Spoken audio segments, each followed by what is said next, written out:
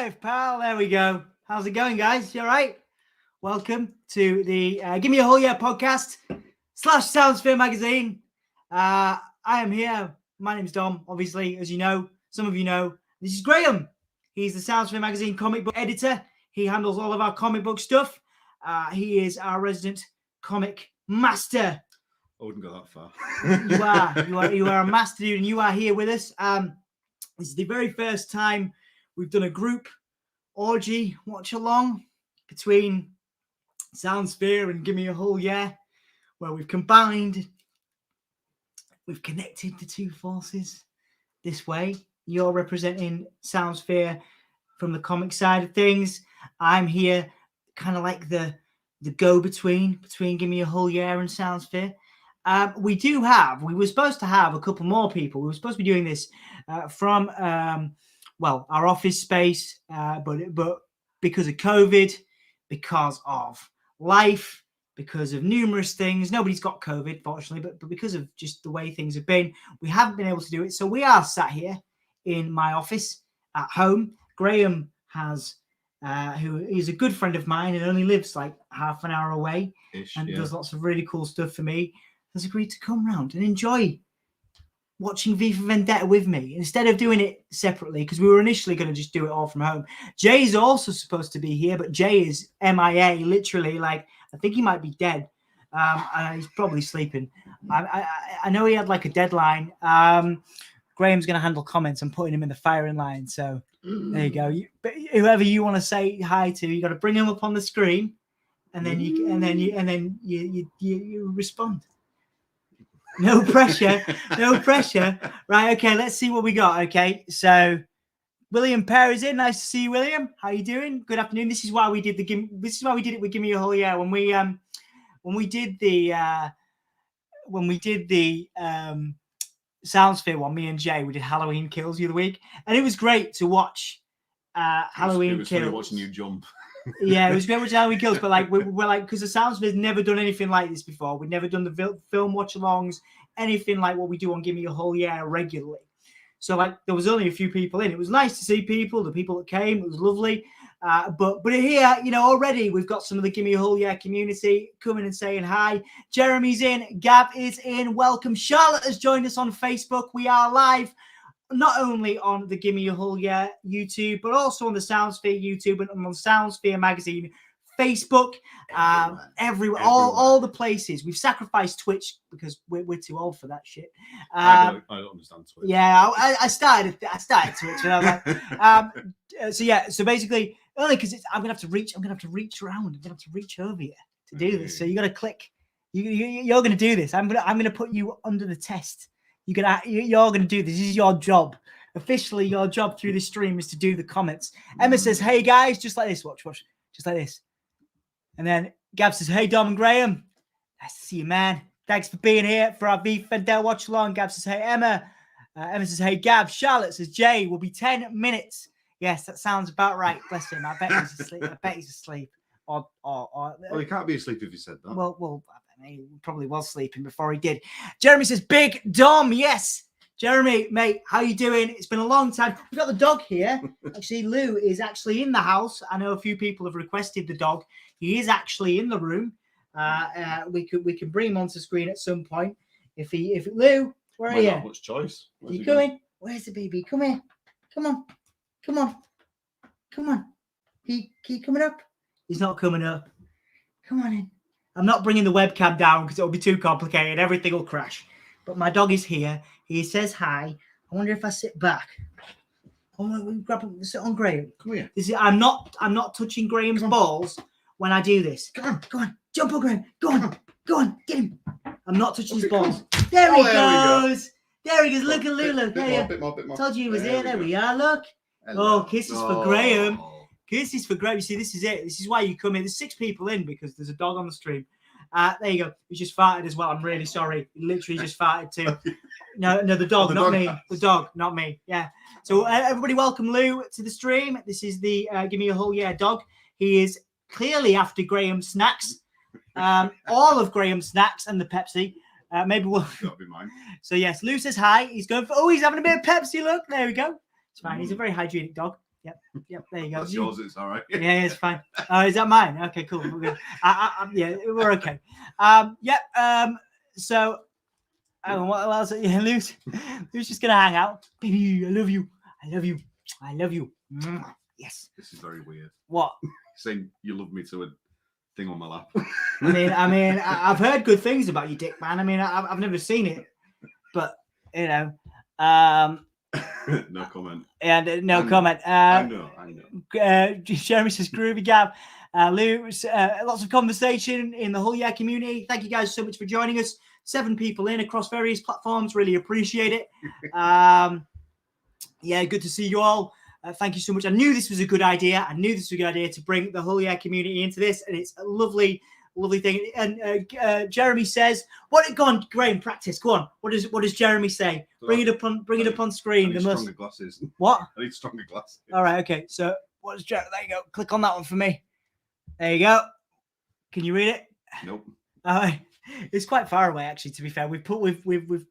I can't read it for you. That's addressed to you. That. Okay. Well, okay. Big Dom. Glad to see you streaming. I missed you, my friend. Hope all is well and you enjoyed your time away from streaming. If Ant doesn't show up with Riot, Ant is definitely not going to be here. He hasn't got the attention span for this sort of shit, you know. You watching the dog? YouTube sensation. Yeah, he is. Obviously, we've had more people in on the Soundsphere stream. Well, we've only done 2, but yeah, more people on the Soundsphere. Emma's here too. No. What? Emma's not. Emma, you come in. You're right here. You're right here. I was laughing at the dog. Graham was doing. Come and say hi. Hi, guys. Emma says hi. See, I told you it wasn't a professional setup, man. We just hang out. It's all good. Downloaded Shudder at the weekend. That's great. That's great, Gav. Yeah, the dog is very comfortable. He's gonna hang out, are you, buddy? You're gonna be a little YouTuber. Yeah. He's got a very bony bum, hasn't he? He's amazing. I love this dog. He's amazing. Oh. This is why neither of us have COVID. Yeah, because the dog. Excuse me. Oh no. Right. Sorry, guys. This is streaming. Down you go. Go on. He don't want to go down. He loves great. He's just met Graham today, so he's like well excited. He wants to stay on your lap. He's fine. Keep an eye on him. He's going to stay there. He's just going to stay on your lap. He's keeping me warm. I does look like I'm genuinely like giving you a hand job. I am not giving. Not that I wouldn't. Not that I wouldn't under different circumstances. Sad illness. If there's a dog, I'll be right there. Yeah. Well, you see, miss your chance. There you go, Charlotte. You know, the next time, Charlotte is the other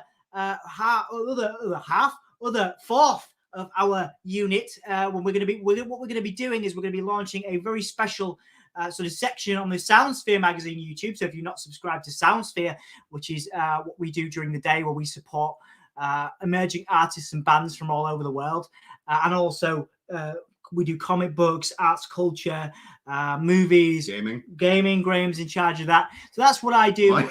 What you are now? Yeah, that's what we do. That's what we do as part of our sort of day job sort of stuff. So if you go and subscribe to the Soundsphere YouTube channel, you can check out new content. Don't know what I was trying to say then. New content all the time, band interviews, etc. I've lost my train of thought because I was so excited to have the dog and you as well. Yeah. So we're doing. Oh yeah, that's it. We're doing this thing called the Comic Sphere, which is going to be comic book content like this, movie watch-alongs. We're gonna talk about comic books, like V for Vendetta, which is obviously the film that we're here to watch. This is Graham's collection. Tell the people that don't know who you are, because some of these people have only met you on stream. In the comments, Graham, tell us a little bit more about what you do and where your interest in comic books came from. Well, I've been interested in comic books as long as I can remember. Like reading Beano and Dandy from a really young age. My parents always encouraged me to read them, and it just sort of went on from there. And then when you I've always been interested in British comics in particular. And what I found interesting was like when everyone went through a Batman phase. Yeah, of course. When I was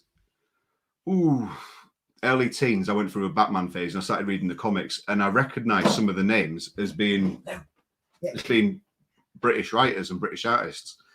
And you know, back then it was, you know, we're showing our age here a little bit, Yeah. but back then it wasn't as easy to find stuff on the internet. No. So you'd have to, like, you know, look into things and, you know, read articles and stuff like that. And I found that, like, John Wagner, for instance, who was the co-creator of Judge Dredd, wrote Batman for 12 issues or so, I think. Yeah.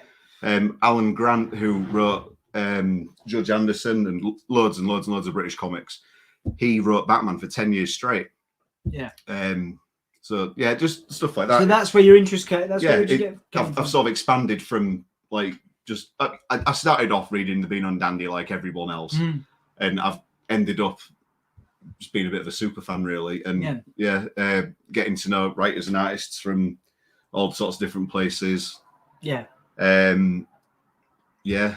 Because you've invested quite a lot of your money. If you bring back up the stuff you showed on camera a minute ago, some of this stuff's very, very special, isn't it? Very, you know, very unique. And tell us more a little bit, because obviously we're here to spotlight V for Vendetta, and this is the stuff you've bought. So tell us about this.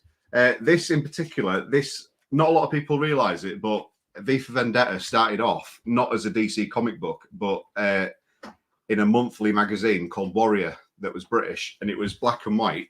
And this is one of the issues. It was serialized, and it was unfortunately never finished. And there was what they called the British invasion of comic books. It was started by Karen Berger, who went on to found Vertigo for DC. Right.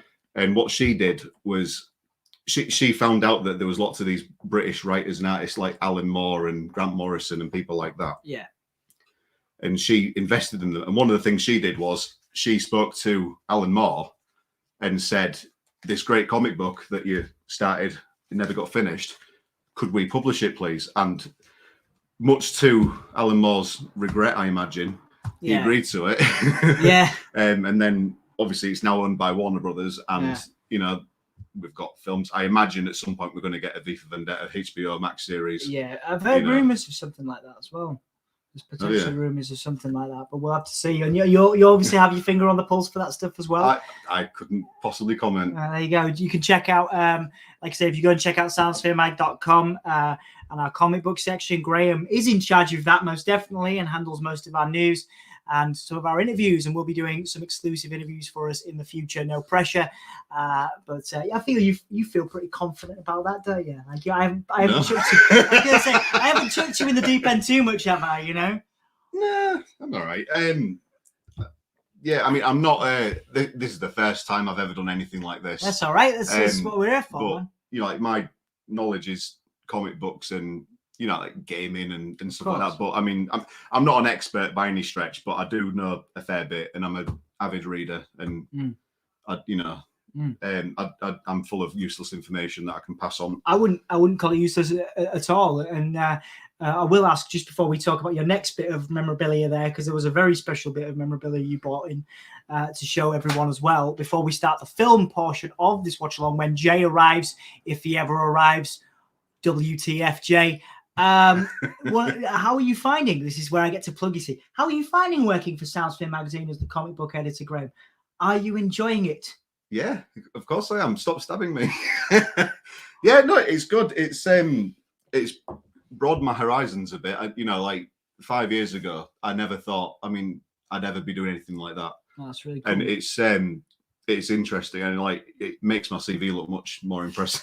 That's the thing. I was talking to Emma about this earlier. Like, a lot of the times, it's quite easy if you work in the music or arts to be like, oh yeah, we're doing this and this and this. But like, for me, it's really important that, like, there are people around that can be like, yeah, actually, this is a valuable resource, and then you can take your skills and because a lot of our work is around working with young people and stuff and training people up, and you can take your skills and help other people, and that to me is the legacy and the genesis that I would like, rather than sort of just being like, oh, I've interviewed this band, or oh, I've done this, or I've worked with this person, or I met this person, or whatever. Yeah, like, it's about showing that there is a ecosystem where we are, because where we are in Hull. And Yorkshire is not traditionally known for kind of media in the arts, but we're kind of trying to build something where we can create actual job roles and paid job roles for people. And you're a big part of that, Graham. You know what I mean? Not to be too mushy on the stream, but I appreciate all of you. I appreciate all the work you've done for us, man. And I appreciate you being a part of what we're trying to do. Before we go on with the film part, because I still haven't heard from Jay, tell us about this wonderful bit of memorabilia. Right. Well, shall we compare sizes first? Go on then. Yeah. 'Cause Well, you, yeah. You have. So I had the special edition of the Vendetta.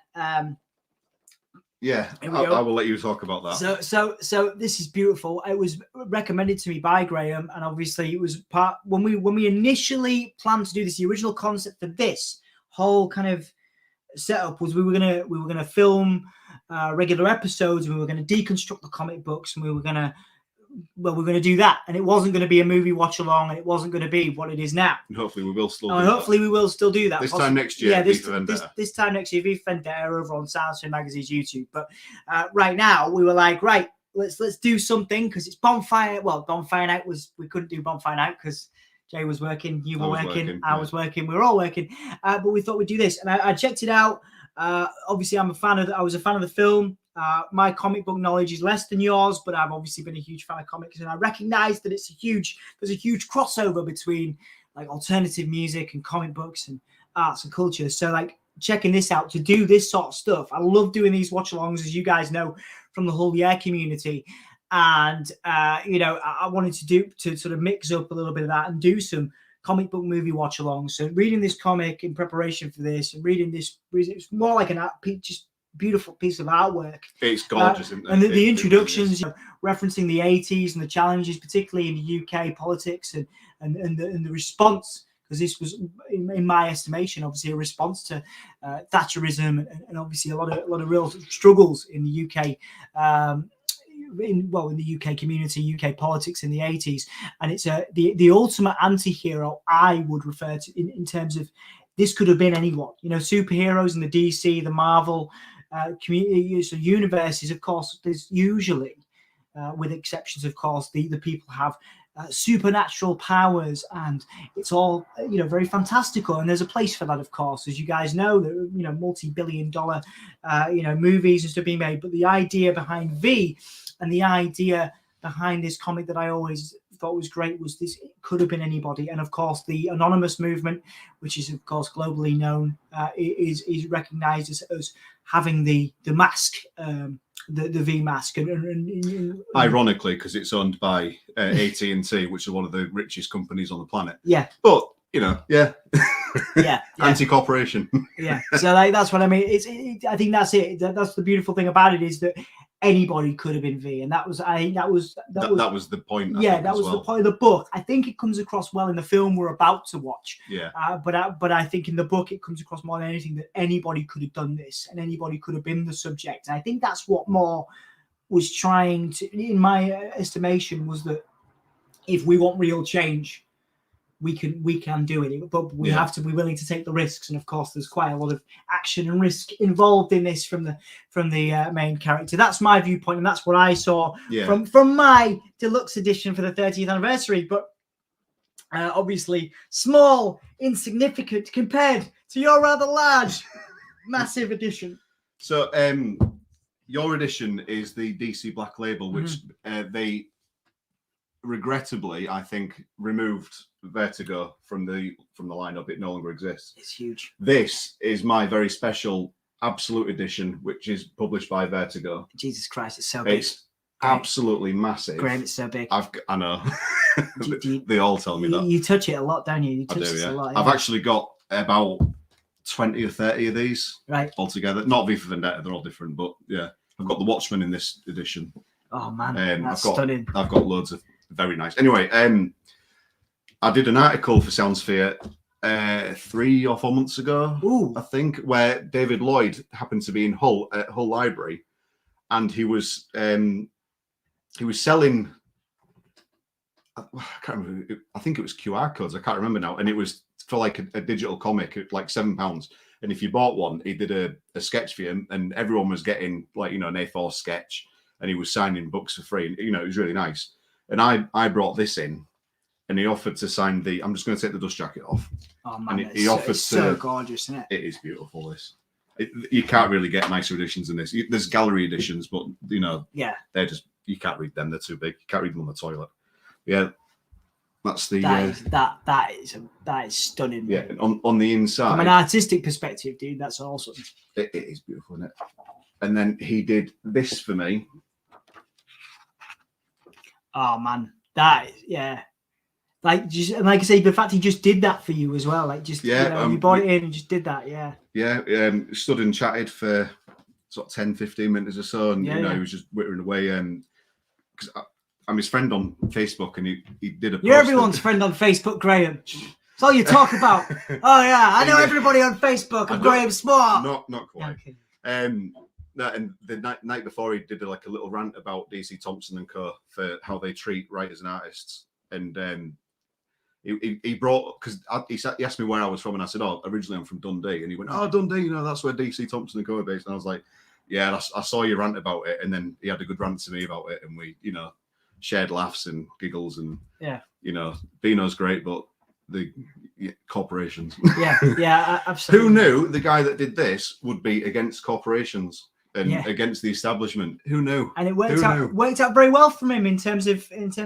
building his own empire, in terms of creating art and stuff and inspiring people like yourself, which is awesome. Yeah, and he runs. We'll put it in the comments, but he publishes lots of different writers and artists. He does a digital magazine which has got serialized comics of John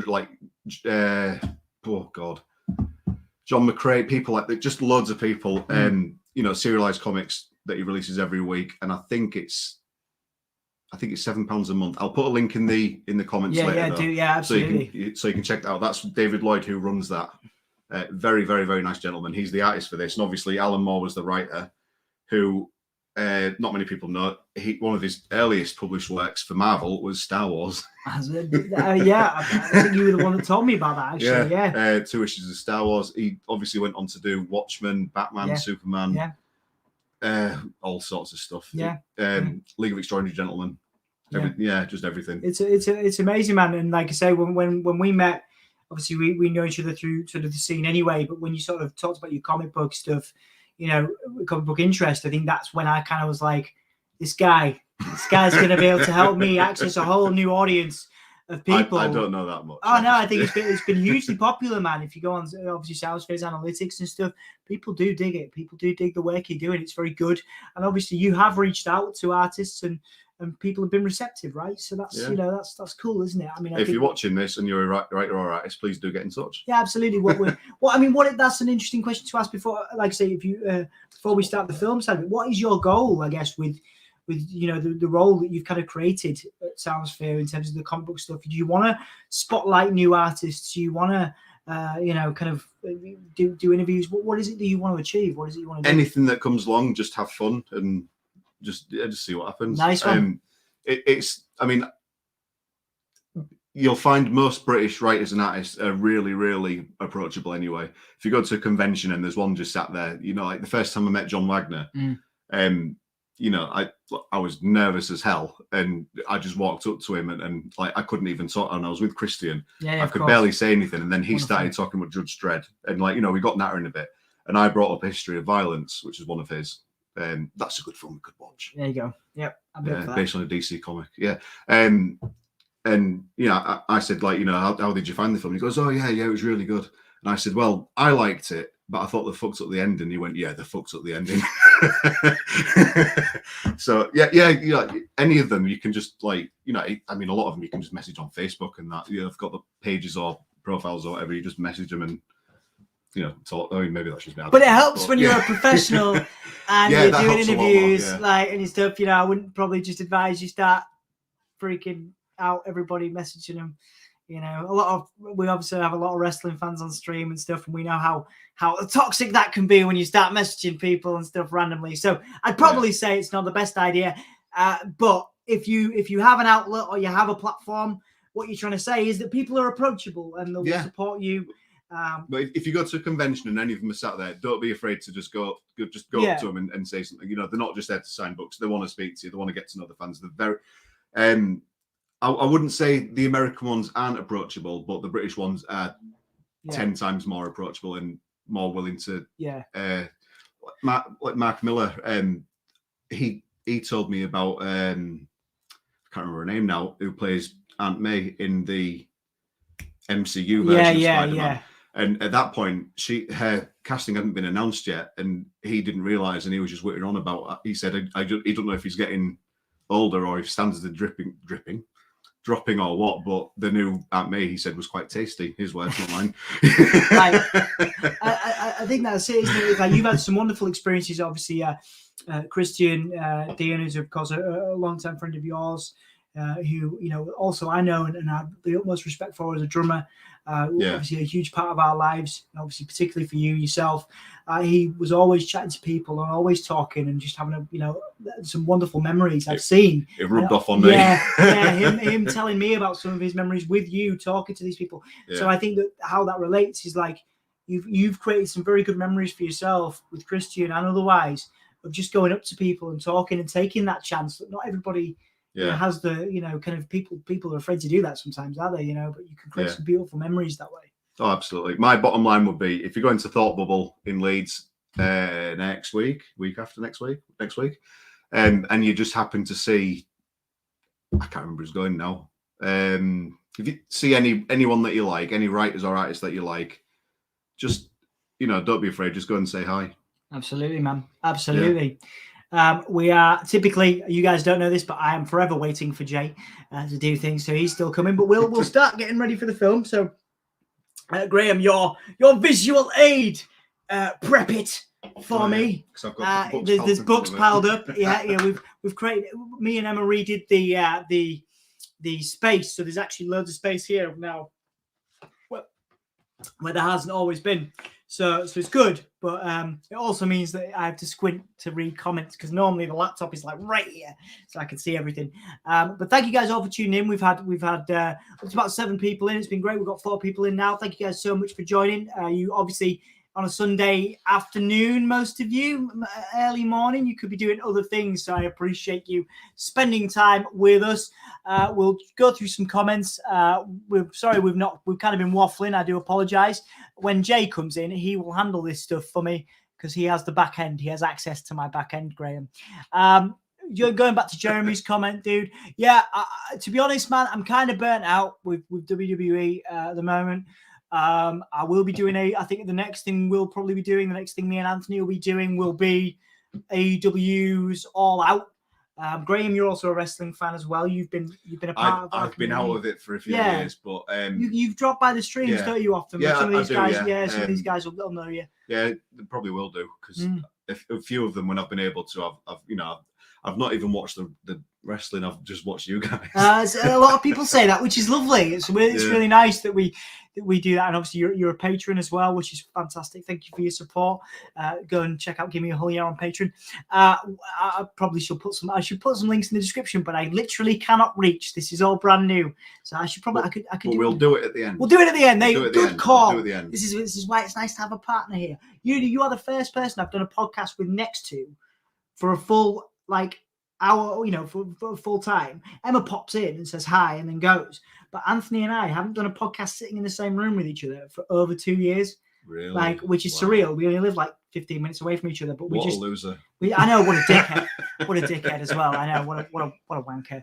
But yeah, no, we will be back for AEW All Out. I'm kind of, maybe I'll do some WWE pay-per-views as well. I just kind of needed a break from it, man. I was I just don't really. WWE have just done a bunch of releases and just kind of sucks at the moment. I know I'm out of it, and I've been for a while, but I do still see the news and stuff, and it seems very negative. Yeah, it does. It seems quite toxic. It's just releases after releases, and the same people are the champion all the time. And, Brock Lesnar's back. I was happy when Lesnar came back, and there's some really interesting stuff going on NXT 2.0, but I just, if I'm going to do it, it's particularly Raw and SmackDown, particularly the Raw and SmackDowns and pay-per-views, I'll probably, regularly keep up with again. But the Raws and SmackDowns were burning me out. Whereas AEW Dynamite, Anthony loves that. I love it. It's really interesting. So we will be back. For now, of course, you can go check out our friends at the Wrestle Story. And of course, Eve, Riot Girls of Wrestling. They obviously putting out great wrestling content of their own as well. But we will be back at some point. This was just something we wanted to do in the meantime. Because, Soundsphere doesn't have that on our YouTube and on our social media. We don't have the same kind of I have for years I've just put content out and we've just put stuff out where there hasn't been that engagement that we have on Gimme a Hull yet. So I thought I'd try this out and see how it works. So this is good because we can combine the two, slapping together. I don't know what I'm trying to do here. Yeah, that's what we were going for. Yeah, we're beautiful. Yeah, that's how the monkeys do it. Synergy. Synergy. What? This is funny. Oh yeah, that's the dog. Yeah, the dog is the reason we don't have COVID. Let's have a look. Going back down to some comments that we missed. Emma is drinking gin in the kitchen. Yes, the wrestling kitchen, the new one that's down there, not magic. Down there, that way. The dog is. Where is the dog? The dog's gone. The dog's drinking gin with Emma. I think. I know. You were beloved, Graham. People don't always get that from Lou. I was touched in places that I've not been touched in for quite some time. Okay.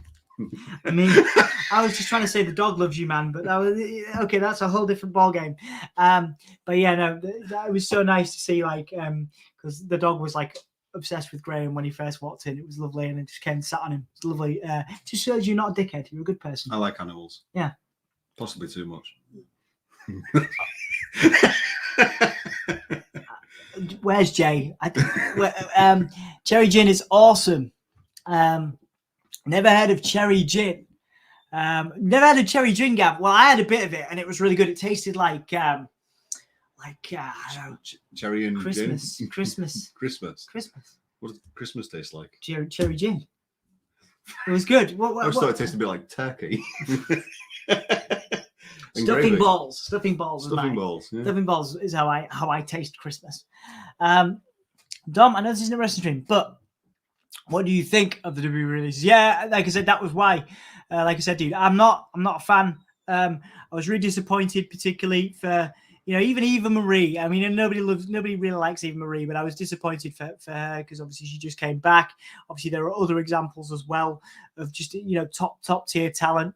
That had just kind of emerged. B-Fab, who'd come from NXT with Hit Row, was let go. Now Hit Row without B-Fab, which is such a shame.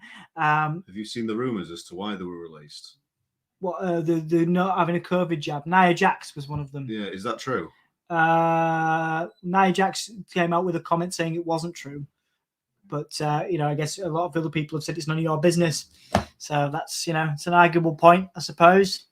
But yeah, what do you think, Jeremy? Of course, this is just us waffling. So what do you think, man? You let me know, and I will try and get to you as quick as I can. Jay needs the login details. Fucking hell, right? Right. Hang on. There's a group chat. Hang on a sec, Graham. Can you? Oh Christ! Can you scroll down? You don't have to answer the group chat, or do you want to answer the group chat? And I'll do the comments. We'll just do it live on stream. It's fine. Hang on. Jay's tried calling. Well, yes, he is calling right now. He's calling. Do you want to answer it? You answer Jay, and I'll go through the comments. Jay needs the login details. I sent him the login details. The Savoy Grill. Jay has just got. Hello. Jay's just got in after his shoot, ran over. He's going to be with us soon. That's good. Graham's currently on the phone with him. Hello. Hey, man. You're trying to get in. You're trying to get in to me. You're trying to get in on this action. The 6-digit code. 6-digit code. Right. Okay. Yeah. Where's? Right. Hang on. I'll deal with that. I'll message you. I'm on it. I'm doing it. Yeah, it's all good. We'll be back. We're not even going to pause this. I could just do this, right? And like pretend we're a real professional. I could just be like this and be like technical difficulties. But I'm not going to do that because that's not how we roll. I think Charlotte's in as well. Hello, Charlotte. Is Charlotte in? Awesome. Does Charlotte want to come on because the dog's here? The dog's gone. She's offering to get dressed. Right, well, that's great. Graham knows where I live now, so we still haven't started the film. I know we need to start the film. This could be. We get Jay in, then we'll start the film. This could be going on for a while, so you're more than welcome. Right. Okay. We don't want to read that out. I will type that out. Right. I'll hang up on you, Jay. All right. Yeah. Okay. Right. We can invite other people in. That's totally fine. We'll absolutely have people. If you're still with us by the end and you want to come in, we can absolutely do that. I say I'm not going to tell anyone. Then It's I'm all right. reading it out myself. Z Spencer's in. Hello, how you doing? How's it going? Nice to see you. Thanks for coming down. Appreciate it. It's awesome. We've got Jay is in as well. Awesome, dude. Well, obviously you're coming on. You're coming in to the chat. In who? Both of us. But yeah, we've got Z in. That's awesome. Lovely to see you. Hopefully we'll catch up soon. Lovely to spend some time with you. Z! Yeah, I know, right? I love it. I thought it was a different Z. No, I know that Z. Yeah. Of course we do. I like that Z. Yeah. I mean, yeah, me too. Yeah. Oh, hang on. There's another code. Another one. Oh, right. no. Hang on. There's another code, Jay. Hang on. Jay says we're beautiful. That's great. Look at the comments, Soundsphere and Graham Small. All right. Okay. Sorry. No, Jay's trying to get in. The dog's here. The dog's back as well. It's great. We got everybody in. The dog. Oh, he's chewing his blanket, guys. He's having a lovely time. If you can hear a little chewing noise, it's the dog. Right. Okay. Jay, you can handle the comments. If you're still here, you can handle the comments because I keep having to reach over Graham. And I can't really see it from here. It looks weird, and yeah, I could. Can I hang on? Oh, I have to do this though. Okay, that sucks. That's actually not as useful as it should be. I've been watching. Have Jay do it. 'Cause Jay knows what he's doing. Oh, Jay's in. He's in, and he's not on mute. If I add him to stream, what will happen? Hello. Hey, man. How you doing? Apologies, everybody. I was on a video shoot. No, I can't It hear was Jay, supposed but to you start. You can't hear Jay. You can't hear Oh me. my god! Right now, I can hear. Can you anybody fine. hear me? Yeah, I can hear you. It's You 'cause can hear me. It's because I thought I'd planned all of this so well, and I clearly have not. No, you never do. Hang on a minute. That's right. You're good. Carry on talking, Jay. You entertain people while me and Graham figure this out. Also, can you handle comments, please? Yeah, sure. Okay, cool, right, Apologies for being late. I was on a job. The job ran over, and I had to get back. I thought it'd be finished by 8 o'clock, and I'd be done by 9, but it didn't. And then I've spent 25 minutes waiting to get in. So, hi, Gav. How you doing? Hi, everyone. I'm going to do this whole comment thing. So let's see what's going on. Oh yeah, that's just me, isn't it? Hugo's 55 words in his monologue in Roman numerals. That can be expressed as V. Ooh. Yes, V. I'm a big fan of this film. We're actually going to be doing the whole thing. I know they talked about the comic book just then, but we're going to be doing a whole video about the comic alone, hopefully in the next couple of weeks, which obviously is late because it's supposed to be 5th of November, but we're doing that. It's coming up. Whereas I really like this film. I saw it at the cinema. I've seen it. I pretty much watch it every year in November because it's the only film you can really watch for the 5th of November. So I'm probably going to be just talking about the film as opposed to the comic. Put a comment in. What do you think of the film? Have you seen it before? When's the last time you watched it? Engage with me. What are you thinking? I think it's a really interesting film. Hello. Are we back, darling? No, he's going. Oh, he's going. He'd be back in a second. Okay. But you've got me for a little bit. We can't start the film yet because can't start the film yet. We're only starting an hour late. It's totally fine. So I was just going to give my opinions on the film, me being a proper film nerd. I love this film. I actually think it's quite a faithful adaptation of the first part of the book. Yeah. Because obviously the rest of the comic is completely different and it goes beyond where the film ends, doesn't it? Yeah. What are your thoughts, Graham, on the film? When I first watched it, the opening 20 seconds really annoyed me. Like really, really annoyed me. And I think it's because it came out 2000. The opening 20 seconds. Yeah. Can you judge a film by the first 20 seconds? Maybe you can. Right. What happened was you get the Warner Brothers logo. Mm-hmm. Yeah. And then that disappears and it turns to bats. Right. Oh, does it? I didn't notice that. I mean, maybe that was a different version to what I don't know. Are you find sure out that when wasn't we watch it. the Dark Knight? Yeah, well, that's just it, right? It came out between Batman Begins and The Dark Knight, and I think they were trying to ride this Batman euphoria, and it just wound me up. It shouldn't have been there. So yeah, I had a bit of a sour taste right at the start of it, and then like the opening scene. But I think we'll see I've not seen it in quite a while, but the opening scene is very Batman-y. And I get it because it's a Warner Brothers film and Batman's the big Warner Brothers thing. And, you know, in recent years, we've had, you know, Batman as a kid and, you know, a TV series about Batman's butler. And, you know, I get it, but I do sometimes think it's a little bit. That's why. Yeah. That's why they do it. But you've got, you know, thousands and thousands of characters. And then in recent years as well, they seem to have gone backwards because Batman's been in how many films? But how many Batman films have we had? Too many. I was with a friend the other day and we were talking about how many Batmen we've had. Yeah. And since, in like 30 years, since 1989, we've had, I think, something like 7 different Batmen just on film. And they're all playing the same character. And obviously, Christian Bale. And I actually really like Batfleck. I quite like what Ben Affleck did with it. But generally, it's just like how many times you have to recast Batman before you know it just before people get bored of it. But people don't get bored of Batman. You know, they do all these different films and some work and some don't. But they always just go back to Batman and the Joker.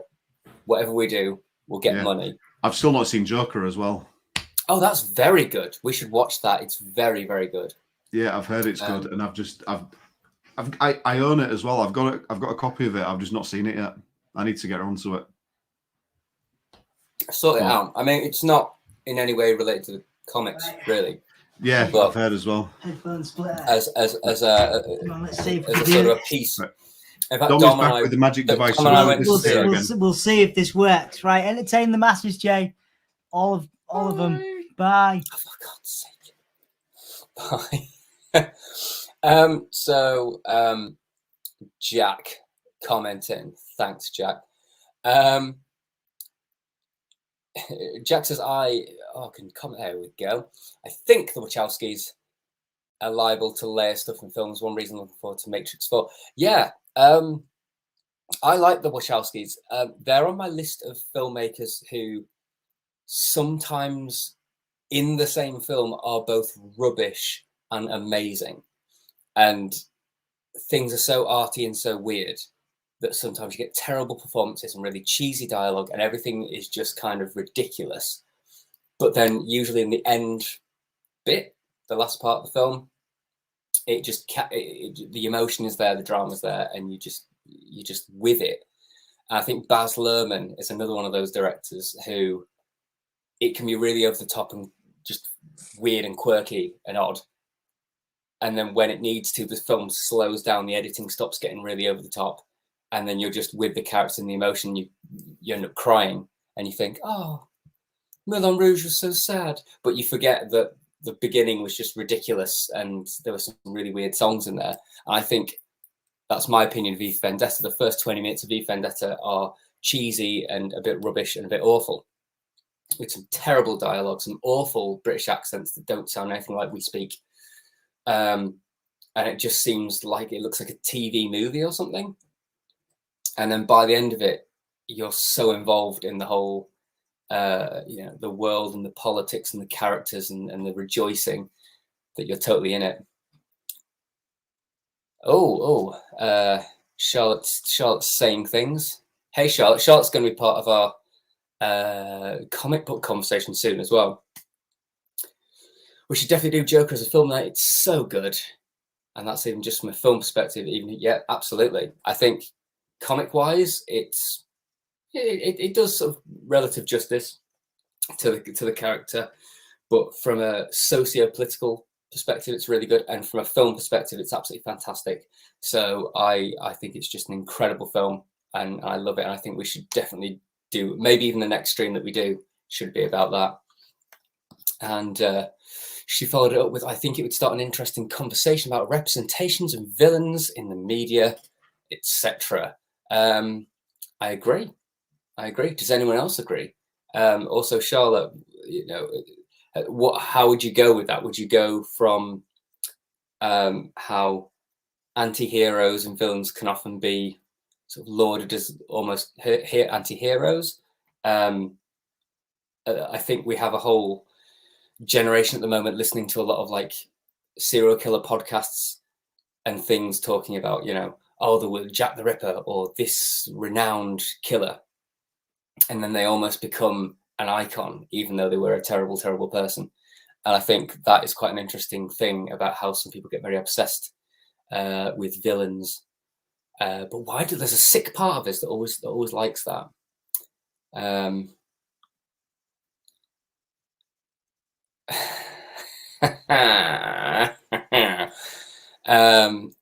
Well, Gary Glitter and many, many other despicable people. There's a whole conversation that we were talking about possibly having about separating the artist from their work, the death of the author, and can it be done? And it sparked up an interesting debate. So I think it would be good to just do a death of the author debate, to be honest. But not on this one, not on this stream. That'd be just plain awkward, wouldn't it? Did you ever play Watch Dogs Legion? Oh, it's set in a post-Brexit London. It's so depressing. Oh wow, I love depressing shit, man. I'll have to give that a go. Gav, Spaceballs. Spaceballs is great. I love Spaceballs. One of my favorite films when I was a kid. Absolutely love it. We should do it. And it looks like Dom and Graham are still trying to get online. No, we're done. We're here. Oh, we did it. Sorry. You're done now. That's fantastic. Bit difficult to sort out initially. Oh man, my headphones are connected to the thing. Oops. I'll be back. I'll be back again. In fact, you speak to the people while I sort this out, because I'm gonna have to do the same thing now. I'm gonna have to do the same thing now to work this out. Oh no, wait a second. No, I'm not. Hang on. So you don't just have like normal headphones like a normal person, and you can just each have a headphone. There we go. I'm back. I'm in. Hey, dude. Hi. Can you hear me? Yes, I can hear you. Yes. Good. How have you been? How's it been? You all right? How's it been? It's been lovely. Thanks for having me on here. Thanks for we've decided the next one we're going to do is Joker. Graham's not seen it. Yeah, obviously, Dom, you and I saw it at the cinema, didn't? I was going through a hard time, and Dom tried to cheer me up and took me to Joker. So yeah. Did that work out of curiosity? Yeah, it distracted me from my problems, definitely. It was showing you someone with more. Yeah. But yeah, what we've decided that should be the next one, and Charlotte is commenting. Yes, yeah, go on. Commenting ninja. Your job is commenting. You handle all of the comments. Yeah, man. And Charlotte was just saying it'd be an interesting debate to have about villains in both comics and the media, and how people sort of lure them up as this is serial killer. Let's listen to the serial killer podcast. Oh my god, I love such and such a serial killer. So and then there's the whole death of the author thing that we talked about before, where can you separate an artist from their work? And if someone is a bad person, like Gary Glitter, I've been told talk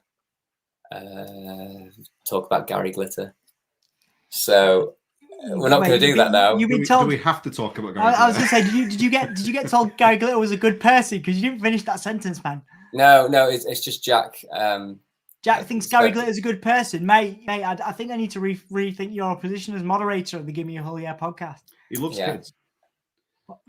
Yeah, really big fans of kids, isn't he? Oh my god! Why did I bring you guys on here? To be fair, Dom, Rock and Roll Christmas, it's a banger,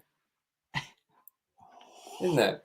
I've never enjoyed any of Gary Glitter's musical output. Dude, it's been ages. How you been? How you doing? How was your shoot today? Long, difficult and arduous, which is also the title of my sex tape. Again. So no, it was good. For those of you who don't know, well, you probably do, I'm a filmmaker, working commercially. But one of the things I was doing this week with my business partner. Oh, I know. Oh, I thought the audio was off. Yeah, screw you. But also, I was covering a film festival. So Aesthetic of Film Festival. Aesthetic of Film Festival, don't you know? Which I'm trying to get them to, by default, because I've been working for many years, get them to put the new film that Dom and I are going to make, and just get that in automatically because I deserve it. So I was covering that with some incredible films, some really weird art house stuff, brilliant content that people have produced, short films, feature films, music videos, art stuff, fashion stuff. A week of awesome film stuff. And they had the award ceremony tonight, so we had to cover that. So my business partner and I were there. We were supposed to finish at we were supposed to be done by 8 o'clock. I told them I had to go, and then by 8:30 it was still going, and I had to just kind of leave and then run and drive back. And I was like, oh, and Dom was ringing me, but I'm driving the car. And it's all right, man. It's fine now because they were just talking about comics and artwork for a long time. You can. So it covered me. But I've got a lasagna. So lasagna. Good man. I'm going to eat my lasagna because I haven't even had lunch today. And for us, it's almost 10 o'clock at night. It is. We'll aim to start the film by 10:15. All right, and then we'll see 10:15. So what's up, gents? Tom Talks Rubbish. Nice to see you, Tom. Thank you so much for your support. Go and check out Tom's channel for some awesome wrestling interviews and content. If you like the guys from Cultaholic and things like that, really, really good dude. Did a great interview with me that I'm really proud of. So thank you so much, Tom, for being here. We're about to watch V for Vendetta on Netflix. So if you want to join us for that, you're more than welcome to do so. Graham has just discovered that he can now control comments. So he just kind of went to the bottom and Tom's comments. So what have we missed anything? You've covered Charlotte saying about the The main thing I was going to say is this is quite an interesting one because it's just me popped in. I think people used to be interested in serial killers because they were so apart from what people think, but now it's just showing the justification, the relatability or the normalcy of grand, heinous deeds. And I agree. I think it was very black and white, wasn't it? It was bad guy, good guy has to stop the bad guy, whether they had no motivation or not. But now people are making that grey area wider and blurring the line between what's acceptable and what's not acceptable. So I think that would be an interesting conversation for us to have. Yeah, I'd be up for that. I'm always really fascinated by it just because I think society is afraid and fascinated by what it doesn't understand and what it's scared of. So I think that's where the obsession for serial killers come into. In the 21st century as well, I think people relate more to serial killers than they do anyone else. Just what? Because they're alone and sit in their basement wanking all day and then try and kill people. I mean, the amount of... Oh, yeah, dude. I got a basement. I was going to show you after the stream. I can get away with anything. You see, no one ever suspects me. No one ever suspects me. Are you kidding? I looked at your face and was like, that's a wanker. That's well, I mean killing people. Obviously, I'm a wanker. I mean, absolutely. Furious wanker. But Jack has contributed saying, in short, I think that definitely the author can work or I'll not be a Star Trek or James Bond fan, but it doesn't always work. It's something that Dom and I have talked about a lot, and we could never come to an agreement. One of our very good friends, unusual for us not to come to an agreement. But it's an interesting debate, and Dom, one of our very good friends, very, very good friends, still insists that Lost Prophets always were and always will be incredible, and he will never stop loving Lost Prophets. I think there's a line. I think sending a few stupid tweets like James Gunn or whoever is different from the thing that, some of the things that some other people could do. Yeah. And I want to know, Graham, what you think. Like, does it depend on the severity of the crime? Yeah, I mean, I think...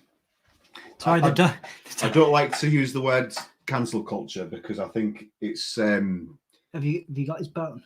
Which sounds weird out of context. The dog is in here. No, he's down there. Oh, okay. Yeah, I think it depends on the circumstances. I think James Gunn was almost a victim. Well, I mean, he was a victim in a way because people were looking back through his posts and found stuff that were intended as a joke and put them at the forefront, you know, when in a different time, a different context, and saying, look, this is what this guy jokes about. Yeah. And I don't think that was very fair. I think Roseanne, is it Roseanne Barr? Yeah. Whatever her surname is now, I can't remember. It is. Obviously, she was, we don't get it over here, but Roseanne had just been renewed for like a new series after 10 plus years. Very successful series. And then she said something quite nasty about a politician in America. She was cancelled. And then they renewed the series again as The Connors, and she was written out of it completely. And recently she's just been replaced by, I've forgotten her name, who voices Leela in Futurama. Oh, I know what you mean. I can't recall the actress. I'll find out though. Sons of Anarchy, and I can't remember her name. I'll find out for you, because that's what we. Yeah, she's the new Mrs. Connor, not replacing Roseanne as a character, but like the new love interest. They've just glossed over it. Yeah. I think it depends. I think there's some crimes which are unforgivable. Some things taken out of context. You can't take what Ian Watkins did out of context. You can't take what Ian Watkins did out of context. That is literally the worst thing that anybody could do. Don't say that, because someone will try and beat it now. Well, they probably already have. Yeah, let's not even go there. You can definitely get the wrong Ian Watkins. H from Steps is Ian Watkins. Yeah, H from Steps is like also called Ian Watkins. You don't like Steps? Steps is pop genius. Why Graham. Like why wouldn't you like Steps? You work in Spiders. You tell me you don't like Steps, man. Come on. Graham, you don't like Steps? That's a tragedy. Amazing. I'll give you what we call. You guys won't get this reference, but the wrestling fans here will. I'm going to give them a champer clap for that one. I don't know what that means. You don't need to know what it means, but they will know. They will know. I'm glad you're entertaining the. Just want to say, you guys, there's 11 people in. Thank you guys so much for joining us. We really appreciate it. Thank you for your support. We are working across Soundsphere Magazine and Gimme for this stream. We haven't begun the film yet. I'm so sorry. We've been going for an hour. It was a thing. There's been numerous little roadblocks in that. We said 22 by 10:15 we would start, but we will try and start a little earlier because it is 10 o'clock. For me, this isn't a problem because, as you guys will know, I'm used to being up to ridiculous o'clock on streams talking about wrestling. But for these guys who have relatively normal lives, although Jay did just finish work about 20 minutes ago, so perhaps not Jay. I'm still hyper, mate. Like, seriously, you're getting me at my best. I've just been on the go. Clockwork Orange. Before we move on, David can I just ask, is everyone in the comments wanting to watch Joker next? Yeah, there you go. I think that's pretty unanimous. Because I had a suggestion that we could do after the Joker. Possibly. Oh yeah, you said earlier. It was earlier. I want to do Ghostbusters. Okay. Yes. Can we do Ghostbusters? Yes. You guys Always. can do I will Ghostbusters. watch I don't want to sit through Ghostbusters. I don't want to sit through Ghostbusters. I don't want to sit through Ghostbusters. I sat through Labyrinth with you. Hang on. And I'm not sitting through Ghostbusters. No, you guys can do Ghostbusters. No, please. Why? It's one of the. I've seen Ghostbusters. I was made to sit through it, just like Star Wars. Overrated. Bollocks.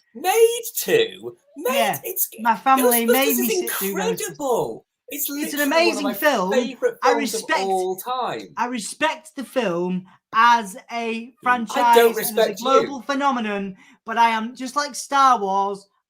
I am not a fan. I think it's overrated, but I respect it as a film and a franchise. Okay. I'm looking for Star Wars is overrated. Ghostbusters is overrated. Metallica's overrated. Guns N' Roses can suck my balls. And there we are. We've lost 2 people. I'm so sorry. How have you got any friends? Honestly, I don't know. I don't know. Well, Graham, he doesn't anymore. No, they've all gone. They've all gone. You guys are my last friends. Okay. As soon as this stream is over, that's it. Yeah. I'm sorry, Don, but I have to add, as I was born in the early 80s, and Ghostbusters was my first obsession as a child. I respect that, dude. As much as I love dinosaurs and still do, and things like Jurassic Park and Ninja Turtles, the first obsession of mine was Ghostbusters, the real Ghostbusters cartoon show. I had the lunch boxes, the stickers. I've still got my old Proton pack and all my old toys from 1985 from when I was a kid. I love. Hold Mine Away. Oh no, poor boy, Right. poor boy. I refuse. So Ghostbusters, I've seen it probably thousands upon thousands of times, and every time I see it, I love it. No, it doesn't It's age. aged really well, really well. It's a great The film. humour It's is not- brilliant. It's a great film, but it's not my taste. It's the same as Metallica, Guns N' Roses, and those other What examples. is your taste, John? I am not a multi-million selling artist, and I am certainly not a multi-million selling director or any kind. So, Well, my okay, taste. so my what is taste- your taste? Because you don't like Labyrinth, you don't like I Star don't like Wars, Labyrinth. I don't like Ghostbusters. you don't like Lord of the Rings, and you don't like Don't like Lord of the Ghostbusters. So Rings. what do you like? Other stuff. Goth stuff. Goth stuff. Ghostbusters is the most goth. Is it? Gothbusters. Well, let's so put. goth. Let's put okay, right. Charlotte's made a comment saying put a poll up. Now, there is a way to do that in StreamYard, but I don't bloody well know it yet. So what we'll do is we'll put a comment. So in the comments, we will count. Well, we can do it on Twitter as well, but we'll count the amount of comments. So if you put Ghostbusters or Joker, put your choice in the comments, and we will count them up at the end, and then we will decide. But bearing in mind that Dom doesn't like Ghostbusters, no, I will do it. I will do it. Put Ghostbusters. I will do it because I did Labyrinth and I sat through it, and I'll sit through Ghostbusters. You make it sound like it's torture, man. Ghostbusters is good. I'm willing to give it another chance. Coming out. I'm willing to give it another chance. I'm willing to. I respect Ghostbusters. I respect all three Ghostbusters. All three of you want to do all three of them? I want to do all three. I'm gonna need a lot of cups of tea for this shit. Because Graham, Extreme Ghostbusters. Extreme Yes. Ghostbusters. What is Extreme Ghostbusters? Is that like some porn? Actually. Okay, cool. Okay, It's, well, I respect that. actually, One of the was characters is a wheelchair user, and he's still a Ghostbuster. He's the best one. That's awesome. He's the best one. No, you don't have to fight me. You don't have to fight me. I respect that shit. I'm a former wheelchair user. I get that shit. I like ghosts. I like spraying shit. You like around. busting? That's what they do in Ghostbusters, right? They spray shit and they get slimed. And they get slimed. They get slimed. I thought there was I thought there was Ghostbusters porn somewhere. Probably. Oh, rule 34. There will be. Rule 34. Right, go on. Graham, I'm just going to interject. I loved Extreme Ghostbusters when I was like a teenager, whenever it came out. You could do that, couldn't you? You could do. Yeah, go on. Do it that way, not that way. Yeah. That'll do. There you go. You got it. We did it. Good.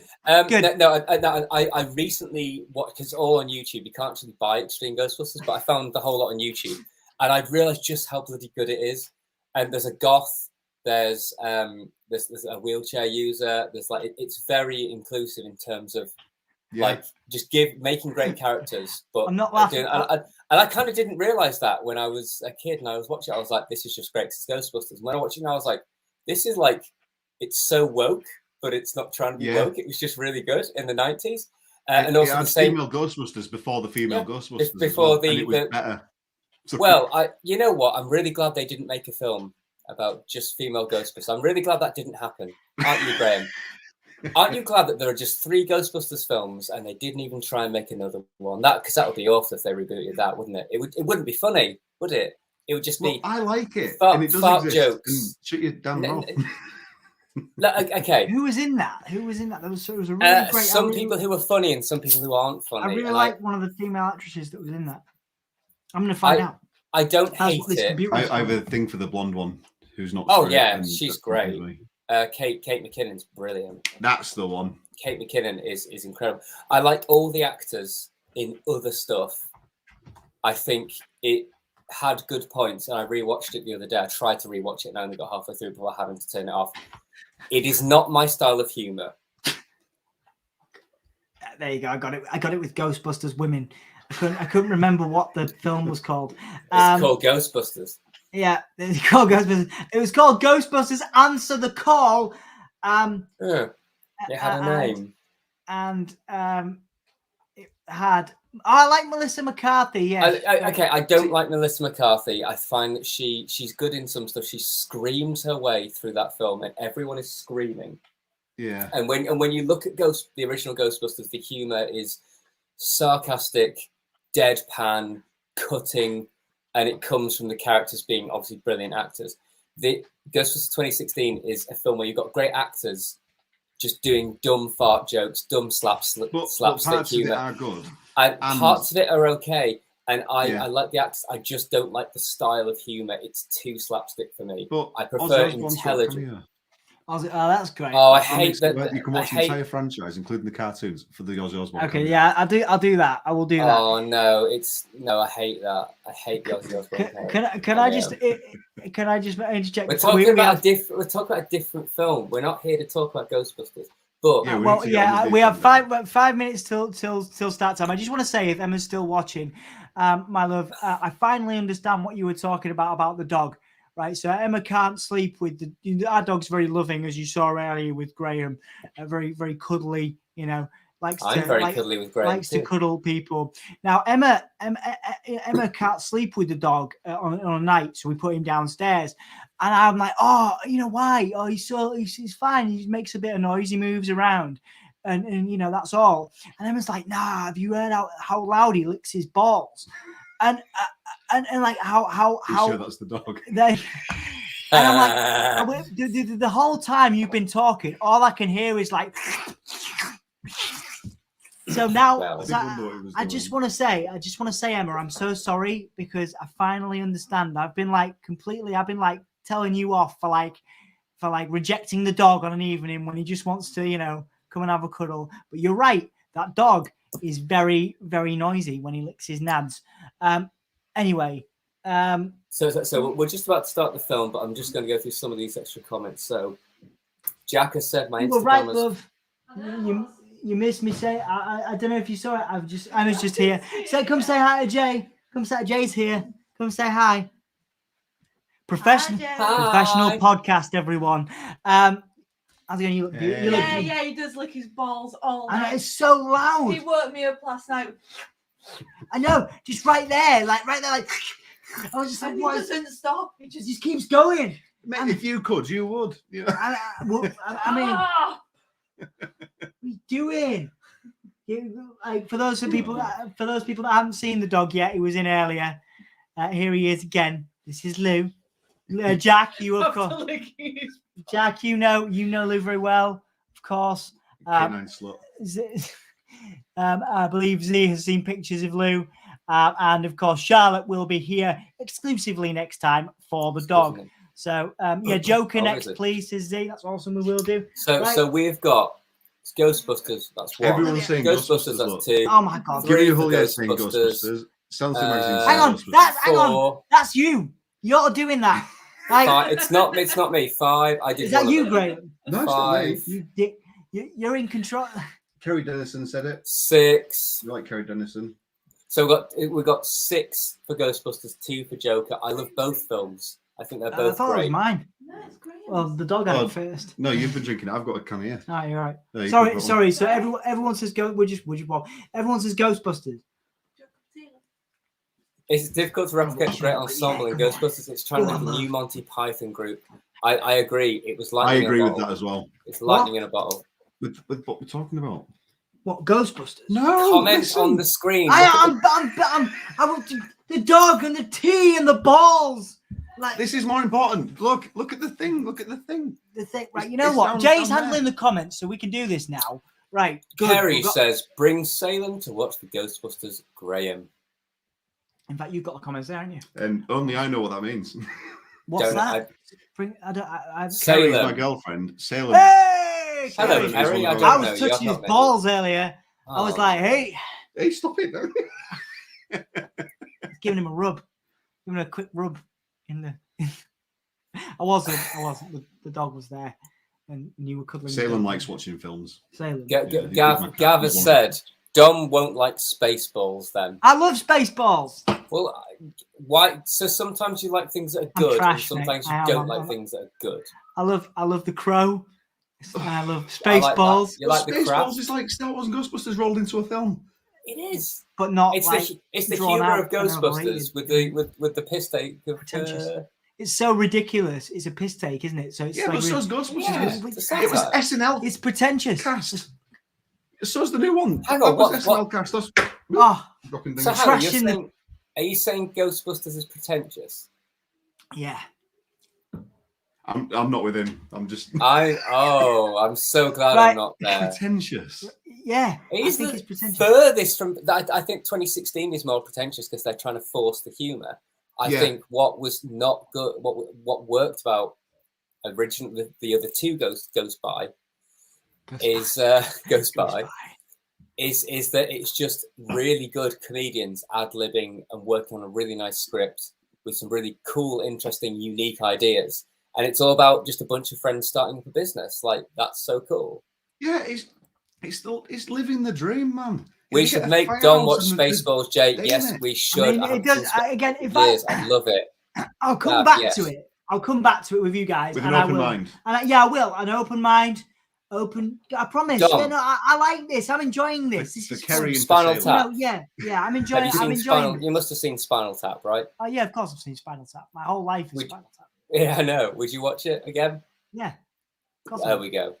So, Ghostbusters is great. That's correct. Yeah, well, Gav does, obviously, for those people that you guys won't know, but Gav comes up with some really good hot takes in the wrestling streams. Gav has quality opinions, which I trust more than you guys. I like Gav more than you, so I'll take Gav's opinion. He likes Ghostbusters, so I like him. There you go. Gav is great. Gav is awesome. Ghostbusters is great. So there you go. We've also got Harold Ramis wants to kill you. He absolutely does. Legend. And absolute legend. He probably does. Probably. If he's one of the 10 people in here, I'm sure he is. Thank you guys so much again for your support. Ramis isn't one. Yeah, I know. I was going to say. I was going to say, dude, I think we're all right. I think I'm okay. Yeah. I think I'm going to survive. Our old Ramis is dead. What? He died. He wrote and started. He died. He died. Yeah. He died. And the new film is about his grandchildren in the Ghostbusters. Oh, universe. right. Is that what that's about? I didn't understand. When I saw the trailer, I was like, okay, this is confusing me. And that'll be why. Oh, you need educating, boy. Oh, God, you need an education. You need to get over my knee and I'll give you an education. A spanking. Yeah. Yeah. I bet that made a lot of people deaf. But got our names somewhere on look. Yeah, we do. We can fix that. Jack said that his Instagram has photos of him in fact, you can as a Ghostbuster. Can fix that? I can have a go. What do I do? Go in the back end, Craig. Put a finger in there. What am I doing? Go to... Hang on. Let me touch it, Graham. Let me touch it. I don't like this. Makes me uncomfortable. You want to sit down here? Yeah, don't like it. Hang on. Right, we're gonna Jay finish the comments while I dig down here.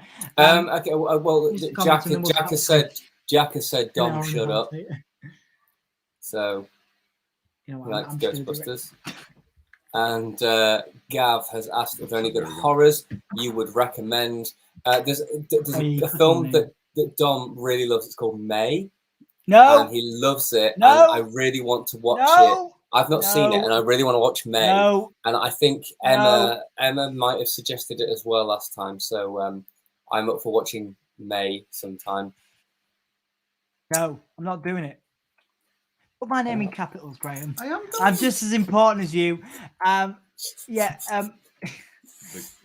The Ghostbusters. I'm not doing May, man. I'm not doing it. It's creepy. There's like a woman, a girl tries to make her own friends. It's gone 15:15. Can we put V for Vendetta? Yeah, all right. Gav says let's watch May. So right. I've never heard of May. What is it? Yeah, you don't want to watch it. It's about a girl who makes her own friends. And I really want to watch it. After I saw the trailer, I really want to watch it. She makes her own friend. Do they like Ghostbusters? At least then it's. They like Ghostbusters. Yeah, they do. All right. Sake. Right. Are we going to start this King film? We're like an hour and 19 in, and we haven't even started the film, guys. I'm so sorry. I mean, this, Look, this is all foreplay. All bants. It's mad bants. Mad bants. You haven't even shown Jay. You haven't even Oh yeah, Jay. Showing Jay all of your fancy. Jay, do you want to see our comics? Well, I saw the ones that you got up while I was waiting for somebody to see my comments about letting me in for 25 minutes. I was like, that's his fault. Those are really nice. That's a really nice my fault? Case. Right. What's all this shit?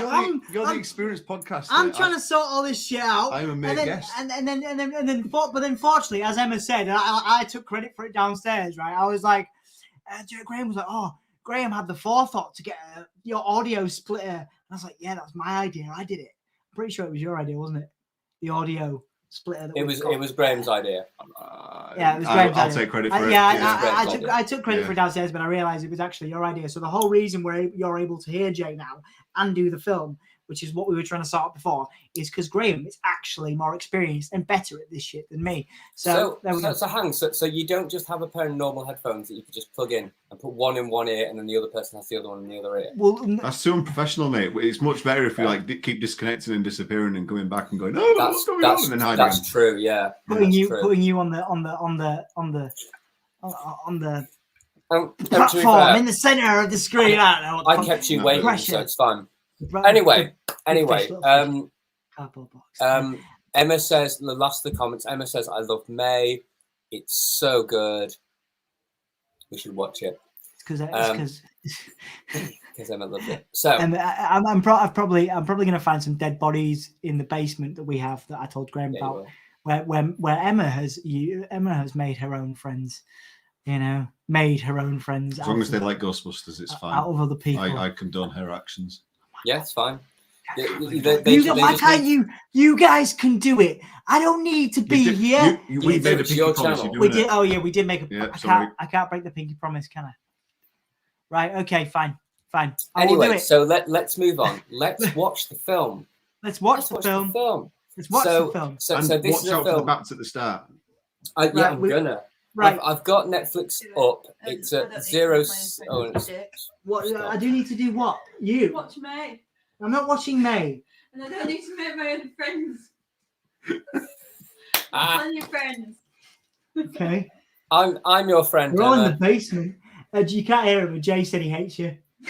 Oh, go. He said he's not your friend. He's never liked you. And he only likes you because you're with me. And I'm just, he loves me. That's harsh, man. I can't believe you just said that. He loves me. Yeah, Jay. You're a dick. She doesn't smell of avocado paste, you horrible man. You gross. That's disgusting. That's my girlfriend you're talking about, you wanker. Avocado paste, where did that come from? Yeah. What's going on? Right, can we put the film on? You disgust me, Jay. Gav really says, disappointed me today. Gav says, come on, Dom, you'll love it. Come on, I'll love it. What? Being with Emma? May. Ghostbusters, I think. Or Ghostbusters. Or May. May, he'll love May. I will not love May. I've seen it. Dude, watch the trailer, right? Jack, right. The trailer made me want to watch it. You guys have known me for a number of years now, doing this on the podcast stuff. You know me pretty well, but trust me when I say this. Go and watch the trailer and tell me you want to watch that thing for an hour and a half. Go and watch leave this if you want. I mean, keep it. Don't do that. What? Keep it. Keep it. We've already lost a viewer, so keep it in a separate window, right? And go and watch that trailer, and tell me you want me and these guys and Charlotte, because Charlotte's also going to watch this as well from now on. That you want to actually watch that stuff, because I can tell you right now, you're not gonna want to watch it. It's really bad advice because the trailer is really good. It's not good. It is good. It is good. It made me want to watch it. Thank you for my brew. I love you. Jay thinks you smell bad. No, he doesn't. Of avocado paste. Right then, lads. We got a job to do. Okay. 9 people in. Thank you guys so much for joining. Let's focus. So, This film came out in 2005. I was working at a cinema at that time, and the hype around this was really big. I loved it at the time. I love it now. I've seen it many, many times, and I'm a big fan of Vendetta.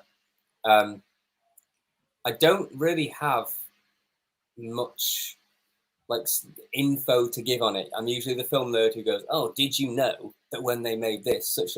I actually don't have any behind the scenes stuff, but I'm sure Graham actually has more. You're gonna have a big dick swinging contest on this. I could talk about the comic, but I don't know much about the film. Go back to the beginning if you come back to this later on, and you can see all Graham's massive. Massive lot. He unsheathes it, doesn't he? Yeah, thanks, dude. You unsheathed it on live stream. I whipped it out. I whipped it out. What were you doing in 2005 when this came out? What was I doing in 2005 when this came out? I have no idea. I had unlimited card thing, so I could go watch films at the cinema all the time. And I watched everything that came out for 2 years, and I remember watching The Holiday, which came out about the same time. Oh, my most and that hated was film of all absolute time. fucking garbage. So that was the crap. worst film I've ever seen. Awful. I think I quite like. Who was in The Holiday? Was it Jennifer Aniston? Jack Black and whoever else. Jude Law. Yeah. Cameron Diaz and Kate Winslet. Oh, did they all go on holiday together and they swapped partners? Was that it? I don't know. I got half an hour in and walked out. I think I quite like that. I thought that was all right. They swapped Oh partners. my god, why are we friends? I'm literally gonna do last year, Dom, I think you may have seen it, Graham, you probably haven't.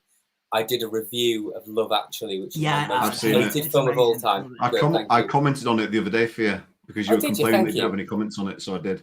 Oh, thanks. I hate Love Actually. My second most hated film is The Holiday. I really loathe that movie, but I would watch it. I will do a live stream because I'm a masochist. I will do a live stream and watch it and comment. I draw the line at The Holiday.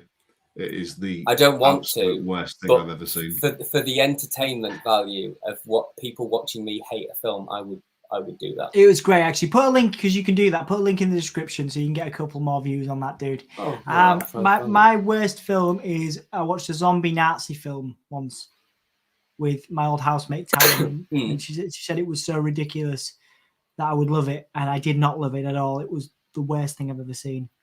I can't remember the franchise, what it was called, but it was like zombie Nazis in space.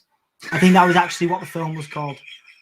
Zombie Nazis in space. Just Google. In fact, Google. I'll Google just before we start, because we will start, and I'm aware we've run 1 hour and 26 minutes over time. Zombie Nazis in space. I've put a link to my Iron Sky. There we go. If anyone wants me to rant about Jesus conquers the zombie Nazis from outer space. Yep. Yeah, that's Okay. Doesn't need any explanation. Iron Sky. Yeah, I've seen Iron Sky. It's fun. I like it. Worst thing I've ever seen. Okay, so we're gonna. You are aware it's not serious. What? Iron Sky is not. Is it not a factually correct documentation of real life events? You what, mate? Obviously. You what? Better than Ghostbusters. It's not. Oh. Let's begin the film. Come on, guys. We've got a job to do. Let's just Graham, get away. Your comment isn't on yeah, Graham, YouTube. what are you doing? What am I doing? Don't lie to Jay. You said you commented. Comment's not on his video. I've got Graham. 0 comments. So what are you doing? I've no idea. We're going to watch Vendetta, aren't we? Please. Yeah, we are. No. Please, for the love of God. Oh, we should watch the whole Neil Breen collection. Oh, yes, Charlotte. Yes, please. I forget this is the first time Graham did. Like, not used to me and you waffling for like 2 hours before we actually do anything. This is most of what we spend our time doing, dude. Just talking about you. Your Maltesers there. Do you need the loo? Are you all right? Do you need a bathroom break? I'm fine. Okay. Yeah. I do. Why don't we just watch That's the fine. film? I'm at work in 3 hours, but I'm joking. I knew you do weird shifts. I was actually panicking for a second. When are you actually at work? Tomorrow night. Right. What are you complaining about? I'm not complaining. You hang out in the heat. I'm not complaining at all. With the Maltesers and your Pringles and your ridiculous love of Ghostbusters. It's not ridiculous. Your ridiculousness of Dom, you've been cut out. What? I watched it back. Jay loves me. You're such a dick. You're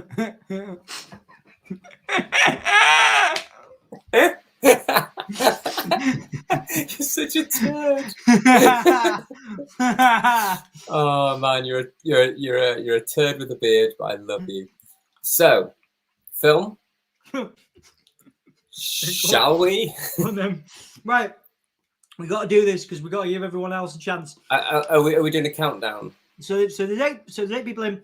If you guys are in now, or you watch this back, we are watching on Netflix. So we unlike our wrestling streams, where we watch via alternative means, and sometimes we are watching via legitimate means. We are watching the Netflix version of V for Vendetta in the UK. We have paused the video, and we will begin.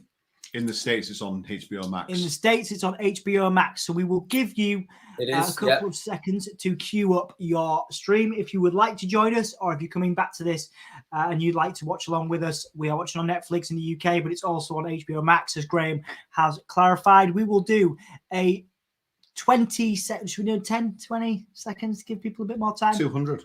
10 seconds. 200 seconds. Thanks, 200. Emma.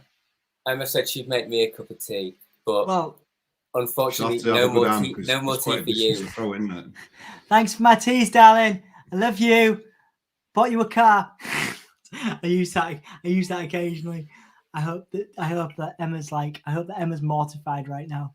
It's an inside joke, a little bit like. Ah, thanks, Emma. I could have Emma here with me, and we could be watching a film. Thank you for my tea, darling. I love you. Love you. You're amazing. Thanks for all my tea. Jack says, "Will you make me one as well, Emma?" I think you should make everyone a tea except for Dom. Emma's amazing. Gav says, "Fantastic review." Thank you. It's Gav. good, right? You know what's good about that is that, like, sometimes I forget Just how angry I am. Whoa! There's Maltesers everywhere. Your balls are all over the I'm place. going to stop him. I've No, never had so bullshit. many balls coming at me at once. Excuse me. Right. What are you saying? Take over. I'm going to pick up your balls.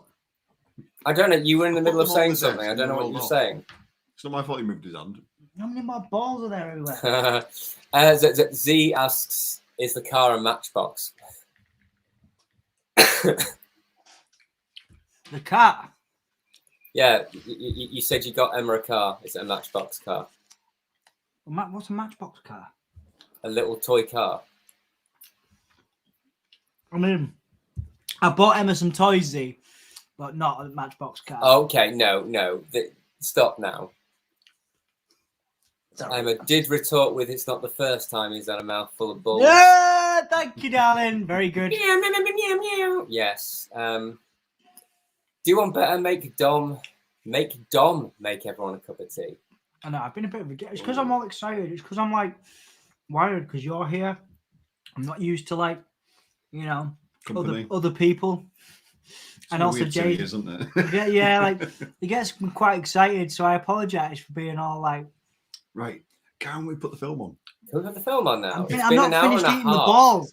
Yeah, but you can eat the balls while we watch the film. It's called multitasking.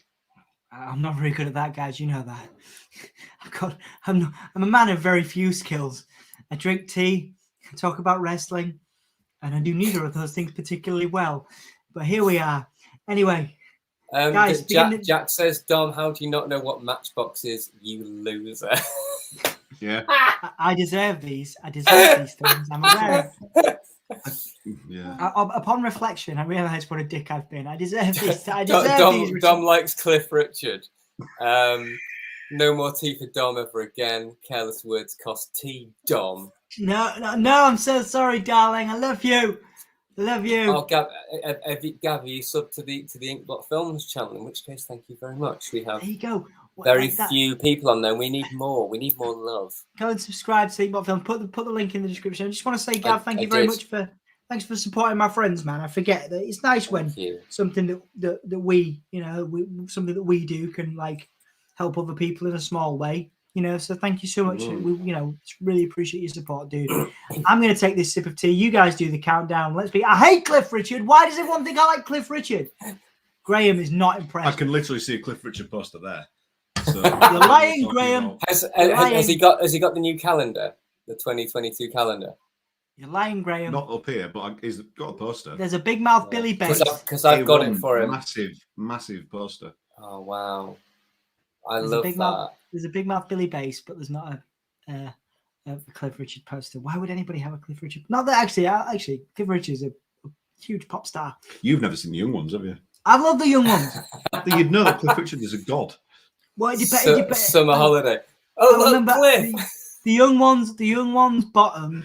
But to be fair, you really are a Cliff. Yeah.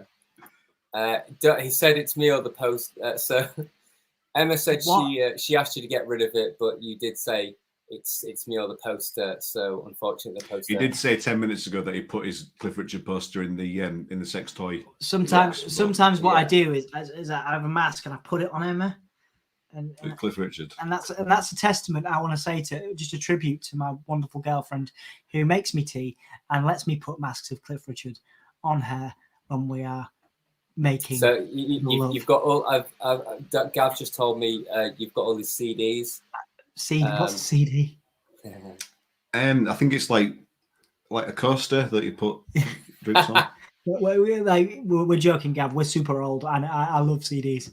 On that note, talk about nostalgia. Before we begin the film, Limp Bizkit have a new album out this week. Go and listen to that. It's awesome. Not related.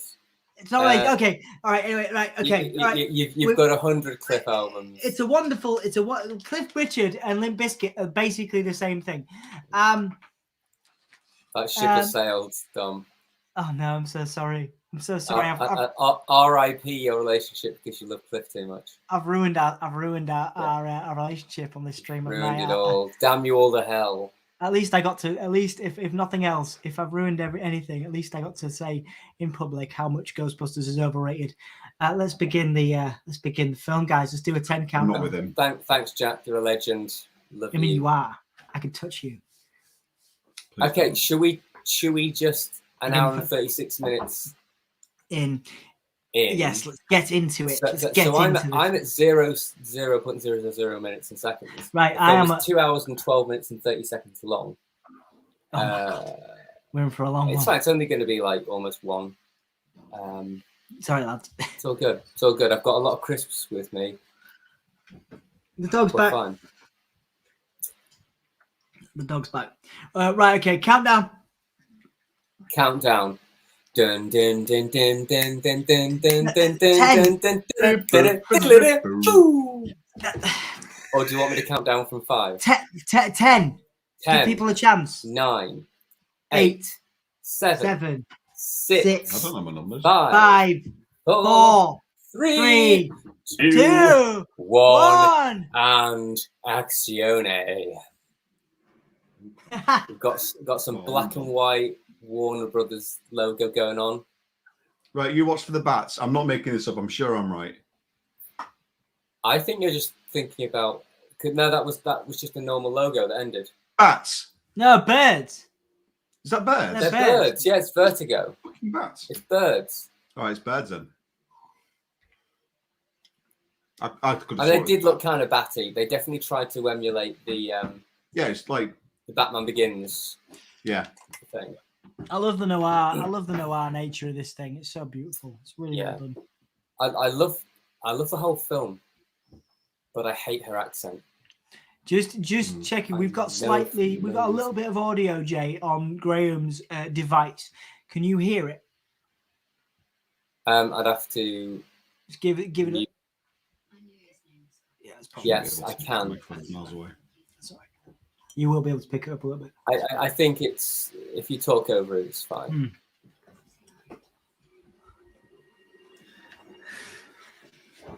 So remember, Graham's massive member. Lose after the Maltesers, if you can see him at the bottom of the screen. No. Let's see if we can. Cliff is Fred Durst. Where? Oh.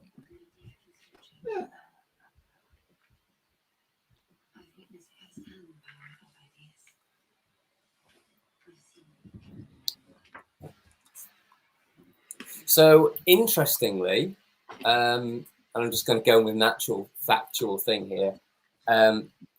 Guido Fawkes, also known as Guy Fawkes, was born in York, where I currently am. Yeah. Where I was also born. There's a pub there now, and it's just called the Guy Fawkes Inn. And he was born there, but he spent some time in Spain, I believe, hence the Guido. And then came back and decided to just blow up Parliament. So for anyone who is American and doesn't understand the obsession that we have in the UK with Bonfire Night, it's basically our 4th of July. There's fireworks, there's all sorts of stuff going off. And we celebrate how a terrorist almost took down Parliament, and we're celebrating anarchy. I'm told also that's not what we're celebrating, but I've always been celebrating anarchy. See, with what actually happened on the 5th of November in 1605, isn't really what people remember with what happened, because what he tried to do was boil the House of Lords to kill the king and to reinstate a Catholic monarch to replace James I. Yeah, because there was a Protestant. The dog's and a been working Catholic. to get a Malteser this whole time, and he's finally. Oh my days! There was two people in power. There was a Protestant and a Catholic prime ministers, were they? And they were constantly like fighting from one to the other. And I can't remember which one it was that was in at the time when it was James I. But when it comes to politics, I'm more of a. I wouldn't say I was an expert, but I'm more knowledgeable about 19th century politics at the minute. It's important. I've got to go do this for the tea. I've got to go do this for the tea. I'll be back. Hold on. It's important. It's important that you suck up to your girlfriend after being a bit of a knob. Yeah. 2 minutes. Go away. Go away. What, the dog or Dom? Yeah. Anyway, back to the film. I love how this film starts. I love the TV thing. But Evie is not the same Evie in this film as she's in the comics, is she, Graham? No, she's quite different. Tell us more about that. See, I can't remember. She's more of a lady of the night, isn't she? Yeah, she. If I remember right, I think in the comics she's more of a lady of the night. I'm trying to think of a nicer way to say that, but there isn't really a nice way to say that. She's like an escort or like a sex worker. Yeah. And these guys are the police. Nothing's changed, has it? Yeah. What I noticed, a lot of people drew a comparison between what we've all been through over the various lockdowns with the COVID-19 pandemic and what happens in this film. And a few people have said that it's all in the comic as well. It's not in the comic. In the comic, it's nuclear war that caused it, whereas in this, it's a virus, and then they make the vaccine for it mandatory. And the film is set 2020, I think, or something like that. The comic was set in 1997. Yeah, it was written in 82, wasn't it? Which is when I was born, oddly. Yeah, I think so. I think that's when it was originally published. When it was a British comic. I think it didn't come out as a DC comic for a while. I can't remember when, but it was a while after that, I think. Yeah, I can't remember now. Yeah, I can't remember if it came out. Not an expert. Yeah, I don't know if because it was in the newspaper, wasn't it? It was like the comic was originally published in little chapters. I've got it here. Well, I've got one of them here. It's it was like a monthly. Monthly. It was like a sort of comic book magazine. It was like various different stories. In fact, I'll open it up and we'll have a look. Open it. Because there's a Marvel Man story in here. Get it out, mate. Get it out. Whip it out. Lads. Let's have a look. There's an OG one. Dom's coming back. I'm back. Yeah, you are. So you've got Marvel Man by Alan Moore and Alan Davis. The Spiral Path by Steve Parkhouse. Legend of Prester John by Steve Moore. V for Vendetta, obviously by Alan Moore, David Lloyd. Laser Eraser and Press Button by Pedro Henry and Steve Dillon. Steve Dillon obviously passed away recently-ish. Quite famous for The Preacher. Oh, I love that series. I've not read the comic. Oh, it's good. I've not seen the series either. The series is great. It's got Joe Gilgun in it, who He's known for Misfits. The comic is one of my favourites. It's very irreverent, but I really like it. So here you've got Marvel Man. And I quite liked it when you'd get comics and just had a chapter at a time of a different thing, and it would just be a compilation. They don't seem to do that anymore. I had a lot of those when I was a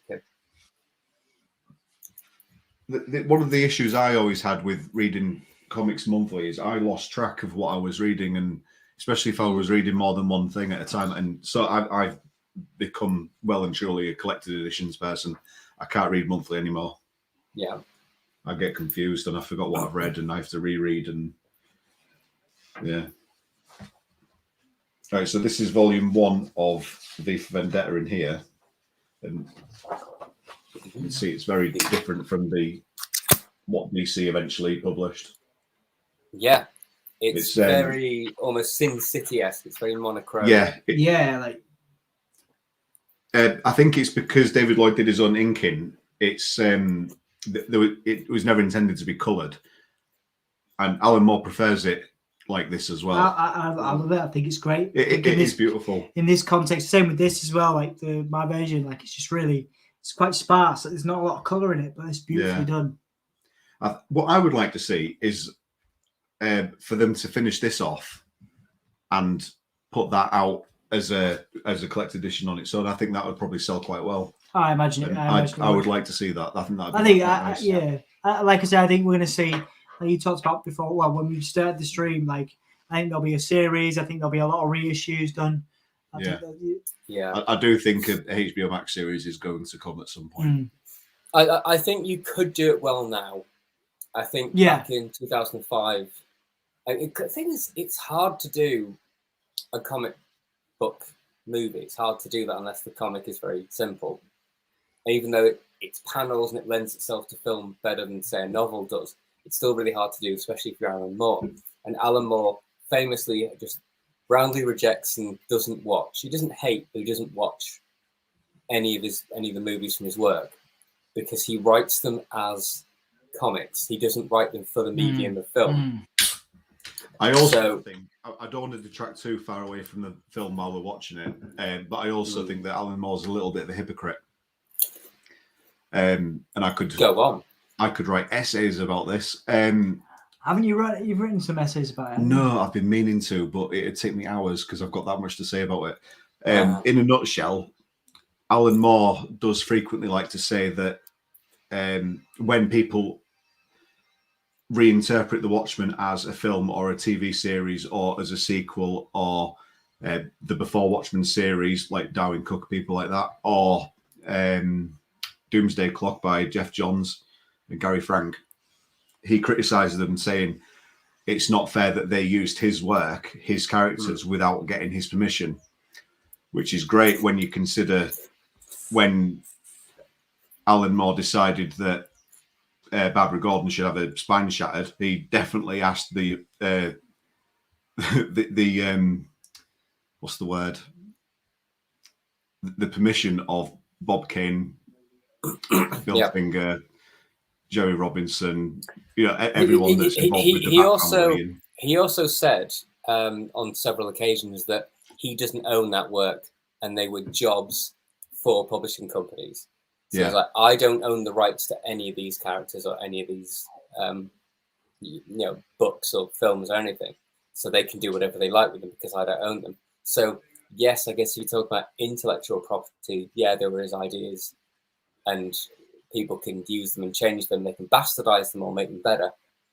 But legally, they're not his. They're owned by Dark Horse or Warner Brothers or whomever. League of Extraordinary Gentlemen is owned by him, and it remains to be owned by him. But that's cool. I didn't know that. Yeah, which is why it's published by Knockabout Comics now. Terrible film, though. The first two, I quite like the film. I actually like it. Yeah, I like the film. Yeah, the first 2 volumes and the spin-off series with the. I've got a copy with a little record, like 7-inch EP with it, of Alan Moore singing. Oh, nice. Yeah, it's very cool.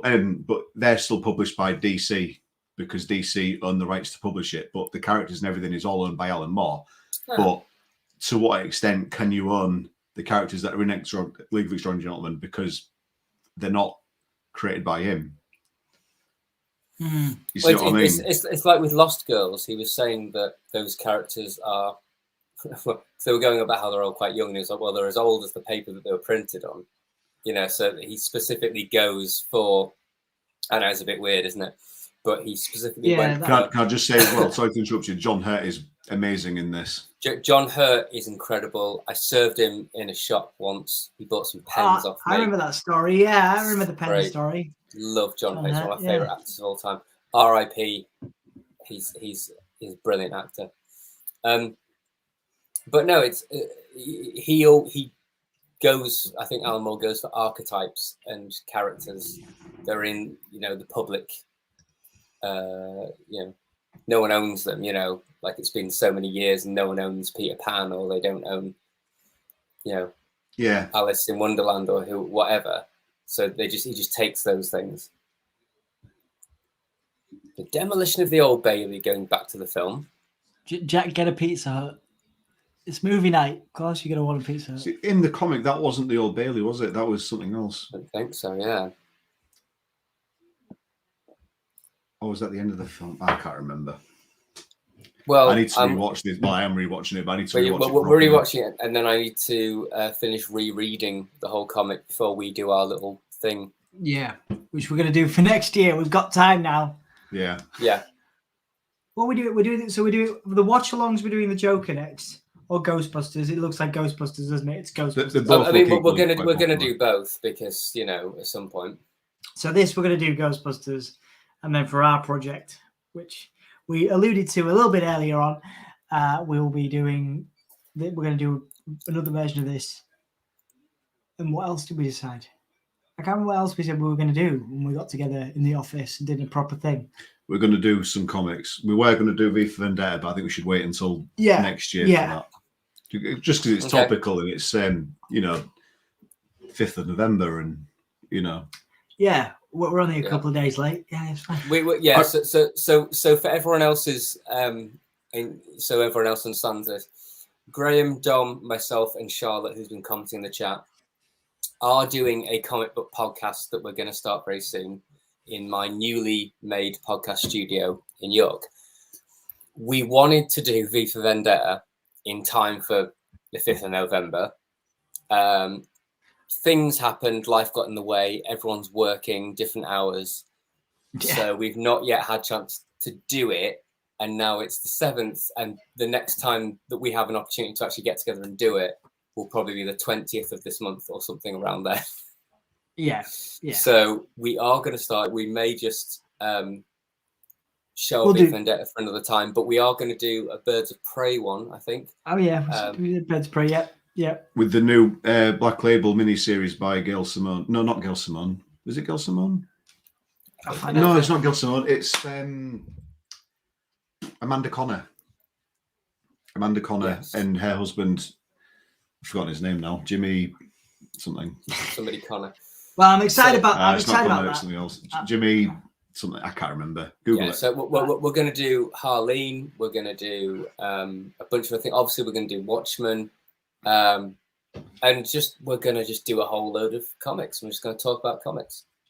Which is cool. And which is great because we all love comics here. And if anyone wants to watch us doing that. Go and subscribe to Soundsphere magazine on YouTube. Yep, but it's going to be on Soundsphere. We will also continue doing watch-alongs, movie watch-alongs like this, because as a concept, it's obviously worked very well on Gimme a Whole Year. We'll continue to join docking. Docking. We'll dock and combine Gimme a Whole Year and Soundsphere. Fucking hell! I love that bit. Yeah. So currently in the film, Evie is working at a TV studio. V has turned up with a massive bomb strapped to him. It's all kicking off. Amanda Connor, Birds of Prey, Amanda Connor. Sarah Connor. And the police are hot on their tail. Yeah. Oh, nice. It's not no, that's not the right one, but it's the same. It's Jimmy Palmiotti. Yeah, That's the same. Yeah, I've got that one. Yeah. What the bloody hell's going on here? So we're so British. Bloody hell. You wanker. Bloody hell. So here's a question for you both. Oh, blimey. Hugo Weaving, good casting or bad? I think great casting. I think perfect casting. I think he does so much with it. I think if this had been like a Michael Bay film or something, you would have had, I know, right? You would have had someone really unsuitable as V, and they would have taken their mask off within the first 5 minutes, and they would have spent the whole film like Judge Dredd, like the Stallone Judge Dredd from '95. Yeah, takes his mask off and he doesn't wear it for the whole film. I think Hugo Weaving's great because he does a lot of emoting and a lot of subtlety with just his physical performance, and his voice is brilliant. See, I thought that they picked Hugo Weaving, the Wachowskis, after working with him on The Matrix. And at first, I wasn't keen on the idea, but I didn't know he was born in Nigeria. Yeah, no, I was looking. I didn't know. There you go. You learn something new every day. He's born in Nigeria. All right. He was. What do you think of Natalie Portman as Evie? So many people write songs about Natalie Portman, and I don't understand why. I like Natalie Portman. Yeah, I like Natalie Portman, but why do bands, particularly alternative bands, like to write about Natalie Portman? The Deftones did a tune about her. Yeah. A bunch of other bands. Anyway, sorry. I mean, where are all the songs about Stephen Fry? Eh? Exactly. Yeah, I love Stephen Fry's my favorite thing about this film. He's great. I read a rumor that before Stephen Fry, they considered Ian McKellen. Oh, that would have been cool. And I think that would have been really good. That would have been really good. But I think the end result was good anyway. Yeah.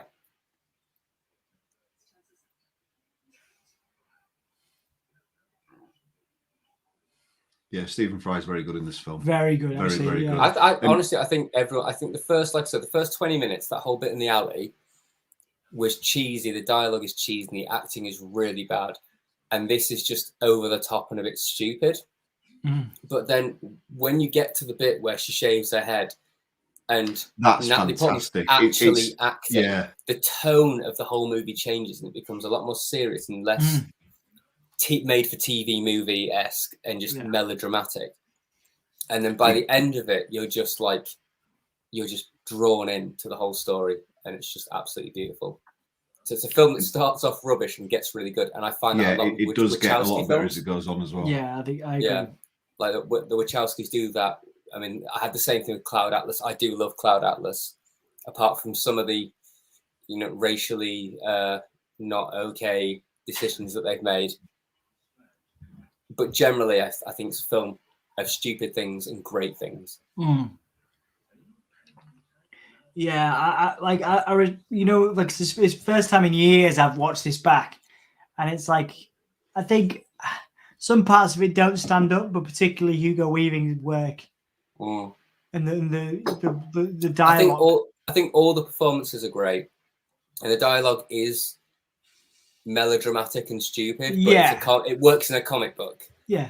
One of my good friends was saying that about Batman versus Superman. Like, you watch BVS and it says something like, "There was a time before, a time below," and it's like, but if you saw those words on a comic, you'd be like, "Yeah, that's cool," but it doesn't necessarily translate to a dramatic film.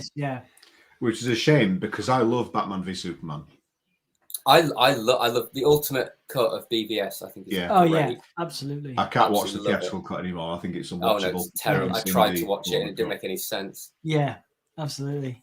Which that goes back to my whole release the Ayer cut. Yeah, is that for Suicide Squad? Yeah. Yeah, because again, that is a film that is genuinely unwatchable. I don't mind it, but it's not great. It's not good. If you sort of look at it as harmless fun, just a little bit of that. James Gunn Suicide Squad is infinitely better. It is markedly better. And David Ayer is a very accomplished writer and director. He's done a lot of decent work. I like DC David Ayer's films. I think the thing with Suicide Squad is that, from what I heard about what the Ayer cut was supposed to be, it leads more into Justice League. Like Steppenwolf's in it, and the Joker's trying to get something. Joker's got a mother box, and I'm like, okay, and all the weird putties. They were supposed to be parademons.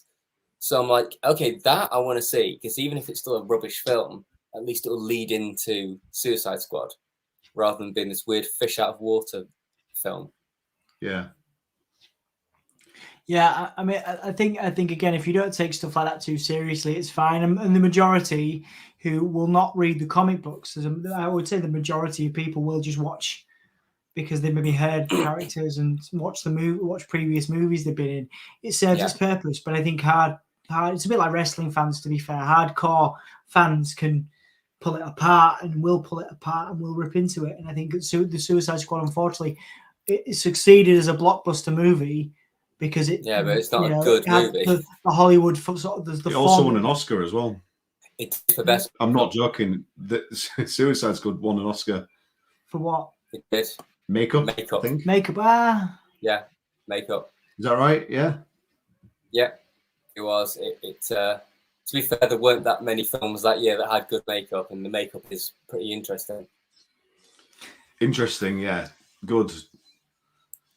I don't know. I mean, anyway, V is currently kicking. Yeah, this is talking about like hyperbolic Hollywood type scenes. This was great. Very Wachowski, in my opinion. Yeah, I think the best one is there's like a fight in, I don't know, like a sewer or something, and there's just some really good stabbing and slow motion fighting. The costume, the costumes here as well, the clothing and. I was actually amazed at how accurately the mask looks identical. I really thought they'd mess up the mask, to be honest. I wonder if there's any kids out there that'll eventually watch this and think it's a film about Anonymous. Yeah. Yeah, totally. Absolutely, yeah. He's fantastic in it. The fight scenes are yeah. And the thing is, it was Hugo Weaving being there wearing the mask the whole time. Like, it could have been anyone. Yeah. And that's what I said before we started, when I was going through the comic and reading the foreword and the introduction from Moore, like that's the thing, isn't it? DC and Marvel's based on like hyperbolic superheroes with superpowers, and the idea behind this that I think people related to in the 80s and beyond was that anybody could have done it. Anybody could have done it. And I guess that's why the Anonymous, movement works. Anybody who wears a mask could do these things. You just have to have the sort of desire and I guess the means to do it. And Alan Moore has several times showed his support for Anonymous as well. I think it's great. It's like, I'm happy if people want to be Guy Fawkes and blow up Parliament. Yeah. A good thing. Well, Alan Moore's he's an anarchist, isn't he? He is. He's a grumpy bastard, but I think he's hilarious and I love it. And he gives really good lectures. Gives really good head. No, he gives really good lectures and stuff. I think he's a very fascinating person. And I love him. Most of what he's written. Lost Girls is an interesting one. I'm never going to read that again. His Swamp Thing, when he was doing Swamp Thing, they were really good. It was really existential. You want to see my copies of Swamp Thing?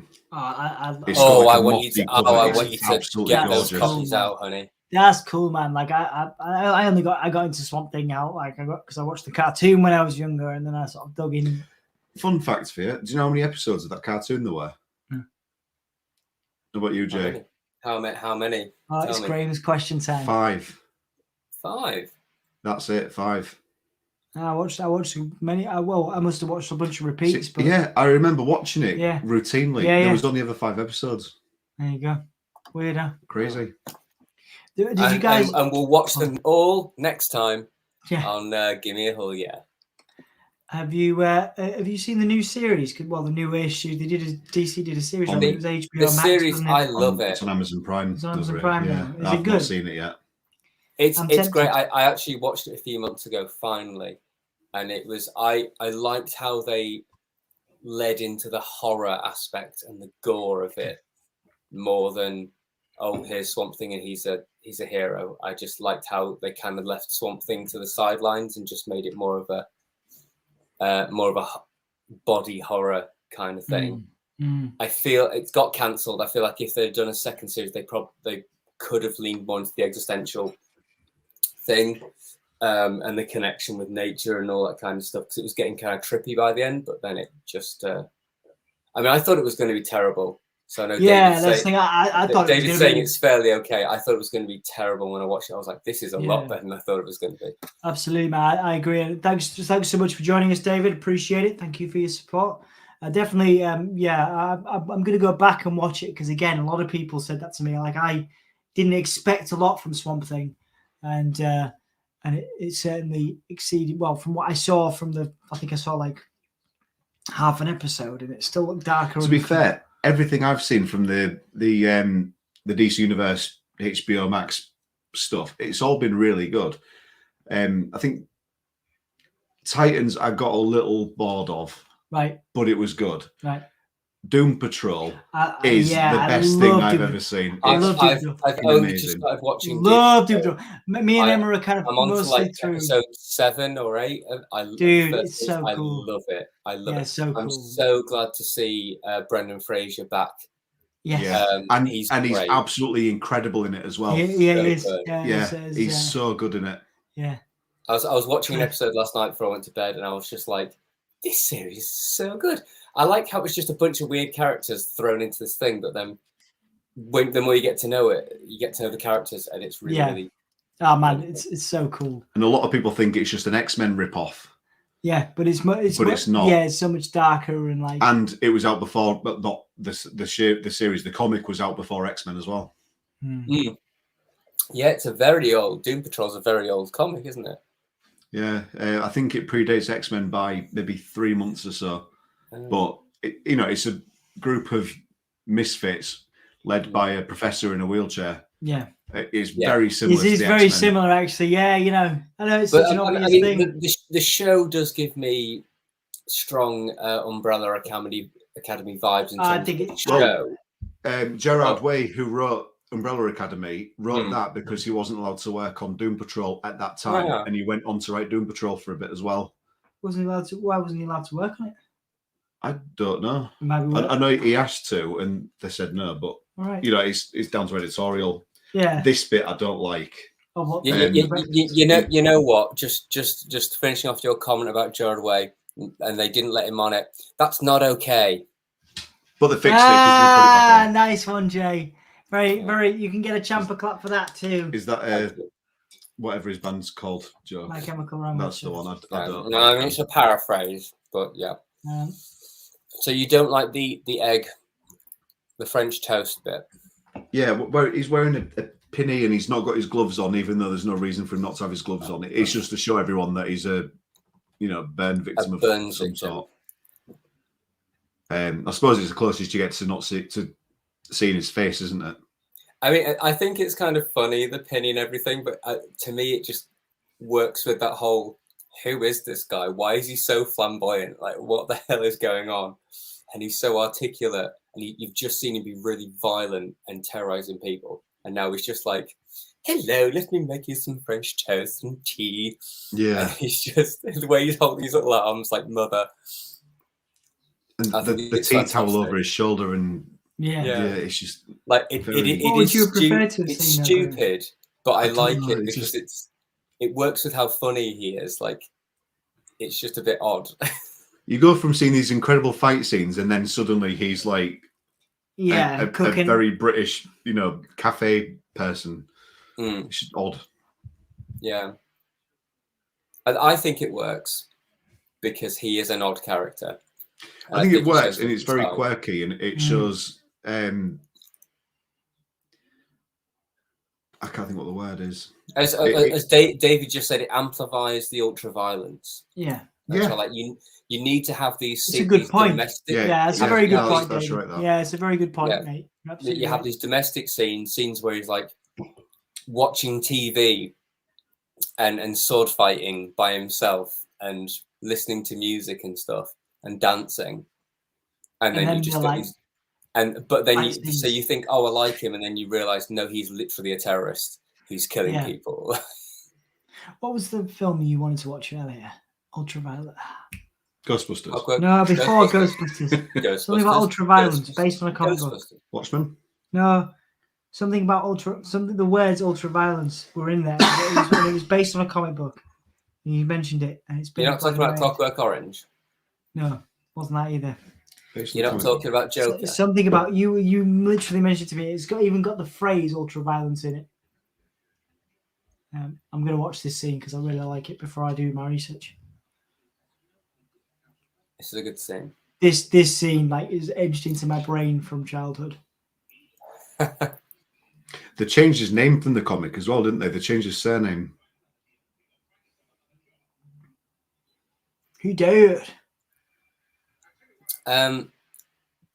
Dom, your girlfriend's asking if you or Graham want some treacle sponge with custard. Oh, is that? I'm fine, thank you, Emma. Is that a euphemism, babe? I'll take any of your treacle sponge. I want sponge. You want some of my custard? I love custard.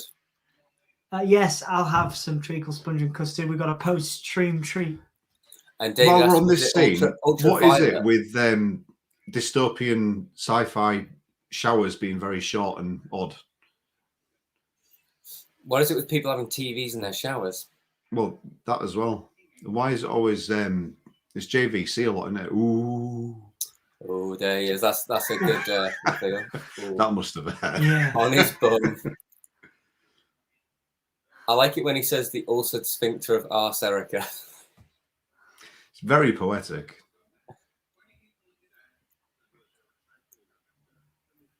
That's the thing. There's a lot about this. Typically the things that V says that are very poetic.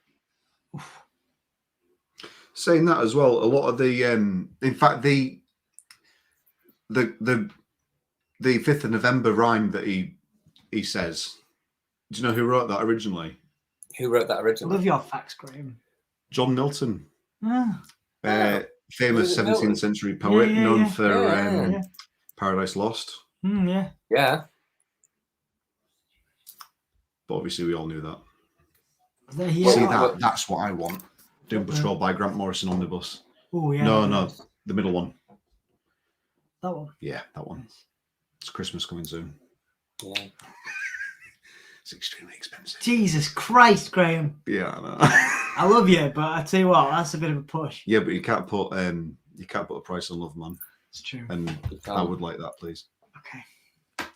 See what I can do, right? What was I going to... Dom, the other day, I was hanging with a good friend of ours. I think you were also hanging with her. Her name's Mary. Yes. You were hanging with her a few hours before I was. Yeah. With her lovely American friends, and we were trying to explain the 5th of November thing because none of the American people really got it, and we're having to explain November 5th, don't they? yeah. They put the month first, which is just stupid. And then I was immediately like, remember the 5th of November, the gunpowder. History of violence. John Wagner, that's what you're talking Sorry, about. that's what I was talking about. Sorry, Jay. So we were talking about Mary. I apologise. Yeah, and we were all just trying to we were all trying to remember it, but we all remember except for Mike, who couldn't remember it. He was like, "There's a poem, isn't there?" And I was like, "Yeah, remember the 5th of November, the gunpowder treason and plot. I know of no reason why the gunpowder treason should ever be forgot." And that's what you were saying is Milton wrote. But it's one of those things that as a kid, that's kind of burnt into my memory. And I think in the UK, you just kind of know it. But I think as well, were you brought up in York? Yes. Right. I was the same. I grew up in York from the age of like 2 or 3 up until I was 15. And Guy Fawkes is celebrated a lot more in York than anywhere else. Definitely. Much bigger thing. Penny for the Guy and lots of things are set on fire. And I always thought as a kid, in fact, only up until about maybe 2 or 3 years ago, I always thought we were celebrating anarchy. I thought we were celebrating a guy who tried to blow up Parliament. And then my mum was like, I mentioned it in passing, and my mum was like, no, we're celebrating the fact that he was stopped and he didn't do it. And that's why it's a treason and it should never be forgotten. I was like, yeah. So why are we making such a big deal about it? Like, if you wanted, you would have brushed it under the carpet and pretended it didn't happen if you wanted to go unknown. But, you know, because it was 1605. Yeah. So yeah, like 500 years later, we're still remembering it. Do you know what date in 1605? Yeah. Yeah. And I'm still. You know, I'm pretty Yeah, it's the 5th old. of November. She'll never be forgot. It'll never be forgot. So I think it's really interesting that it's become a celebrated thing that we're all having. You know, like I was saying, it's our version of the 4th of July, isn't it? We have like things are set on fire. We have like guys that people walk down the street with. There's fireworks and everything goes crazy, and people have parties and huge gatherings for Bonfire Night. And it's our version of the 4th of July. And I've always seen it as a celebration rather than you shouldn't do that. Remember why you don't commit treason. Yeah.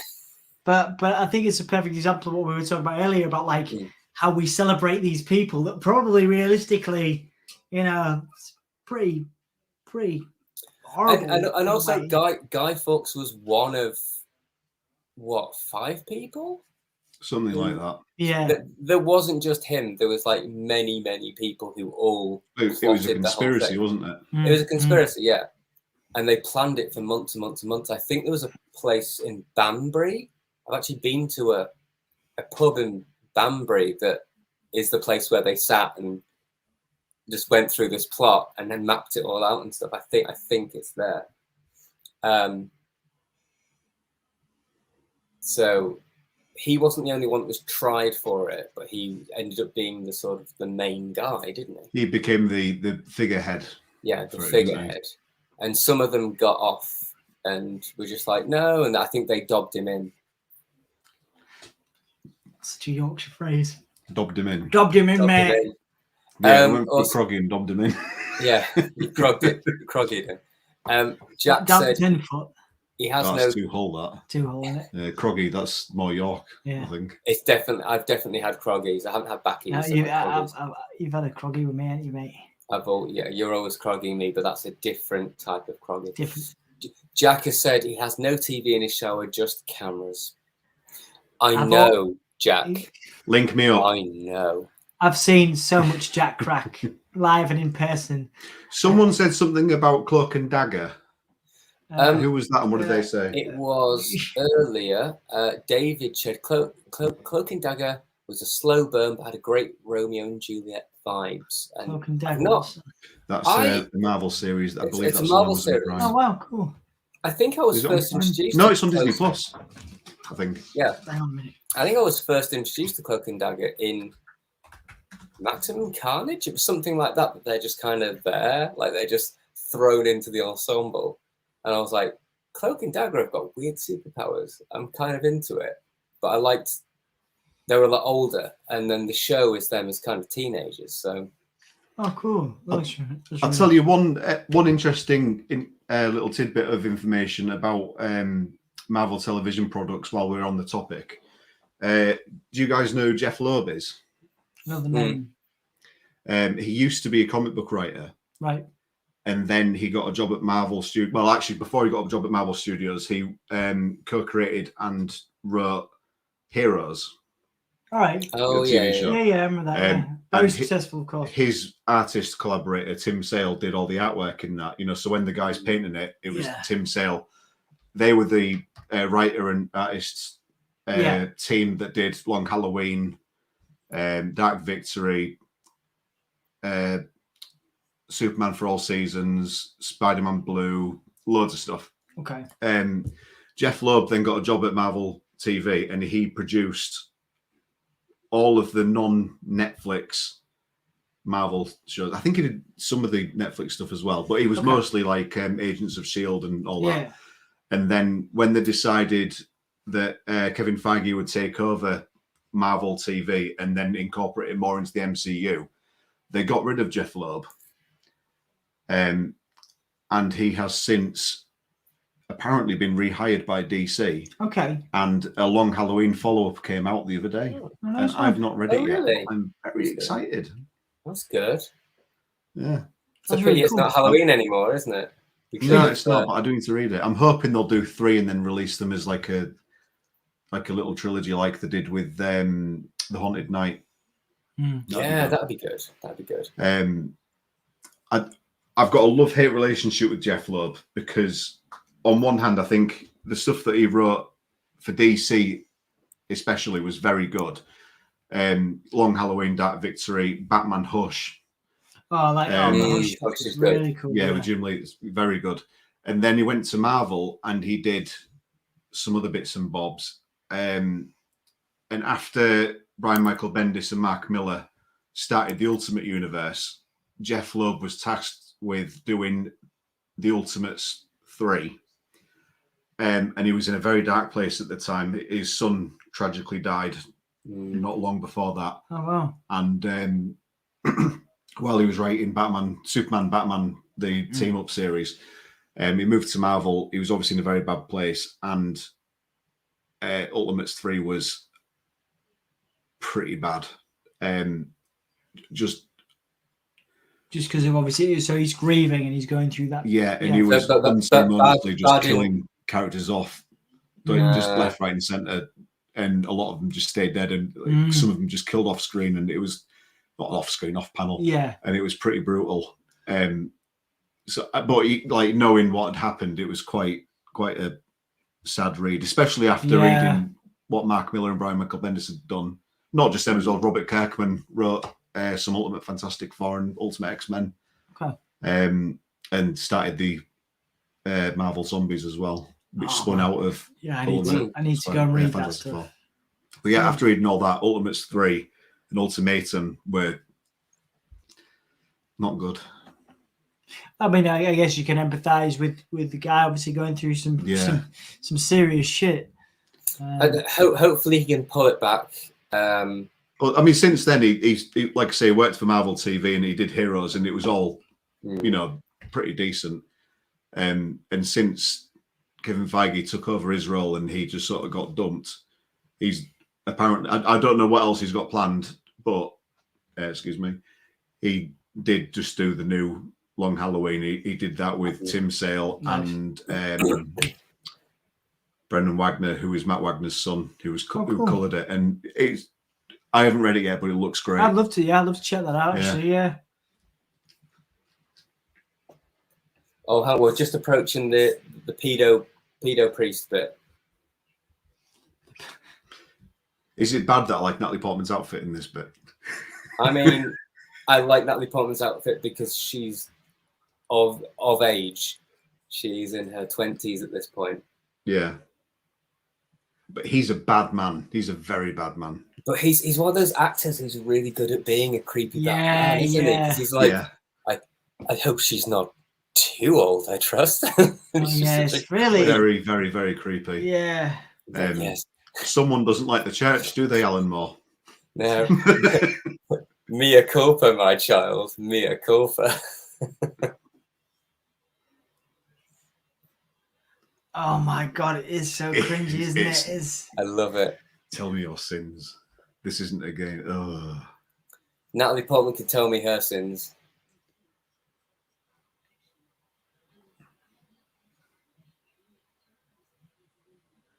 See, when you compare this scene with when she's being tortured later on, it just shows how good of an actress she actually is. Yeah. So, in spite of her accent, you can see why she was picked for it. Because she is very, very good in this. She's got range.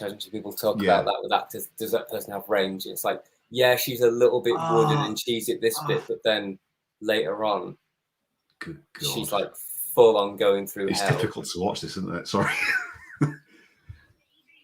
This is me and Dom every evening. Oh my god.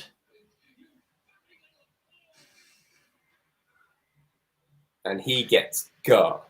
And what's interesting is this scene is almost identical in Watchmen, in the rape scene in Watchmen. It is actually, isn't it?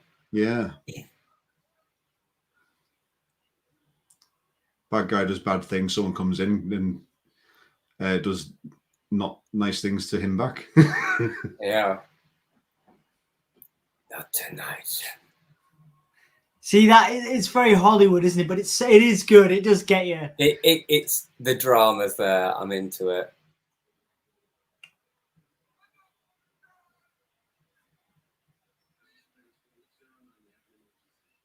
They're going around listening to people. He did. He did. Very 1984.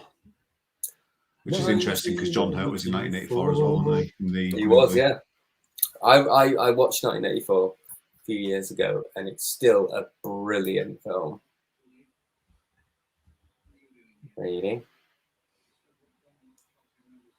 Have you guys seen the Long Halloween movie? No, I've not seen. Not yet. I know it's on HBO Max, so I'm gonna watch that. I was We're not surprised at sponsored how by HBO. faithful it is. Hmm. The art style is very different, but it's quite faithful to the comic.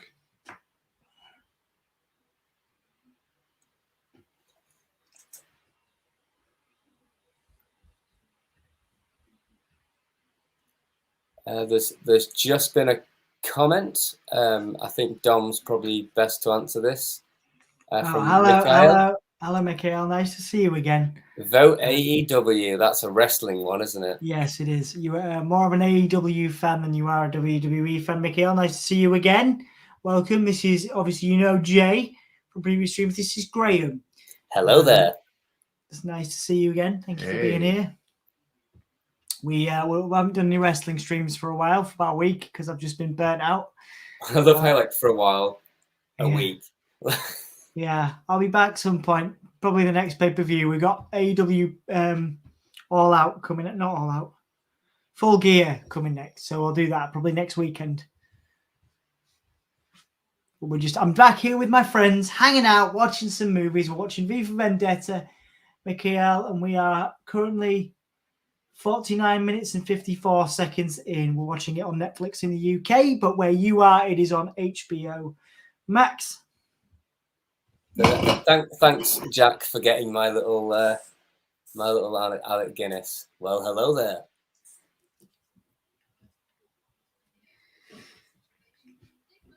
Stephen Fry is very good at playing a repressed gay man. I know. I wonder where he got that from. Yeah. You know what? There was a film where he played Oscar Wilde, and he is absolutely perfect as Oscar Wilde. I think it was just called Wilde. Oh no, I remember that. Yeah, I watched that in college, and it blew my mind, man. Like, I've not seen it. I was wicked. It's really good. Underrated, I think. I think it's underrated. 1997.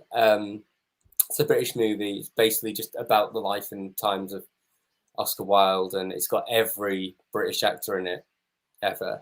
But Stephen Fry is Oscar Wilde, and he's just perfect. Like, he is the modern day Oscar Wilde.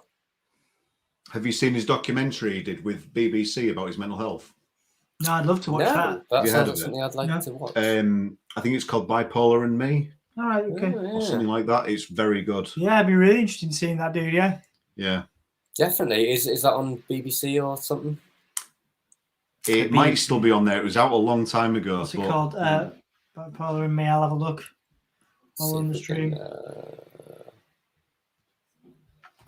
I want to say it was like a 4-part series, but that could be wrong.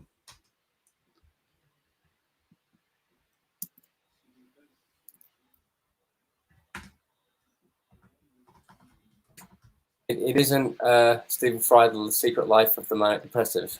That's the one. Yeah. From 2006. Yeah. It was quite a while ago now. Yeah. Yeah, I'll check that out, man. I'll try and for that. I love going back to the 2-part scene. series. Yeah. Going back to the scene that we're watching, I just think Stephen Fry is obviously brilliant, but I love how he's just got a whole thing of like the Queen with thingy's face on and stuff, all this kind of anti-establishment art that's been banned and stuff. I love it.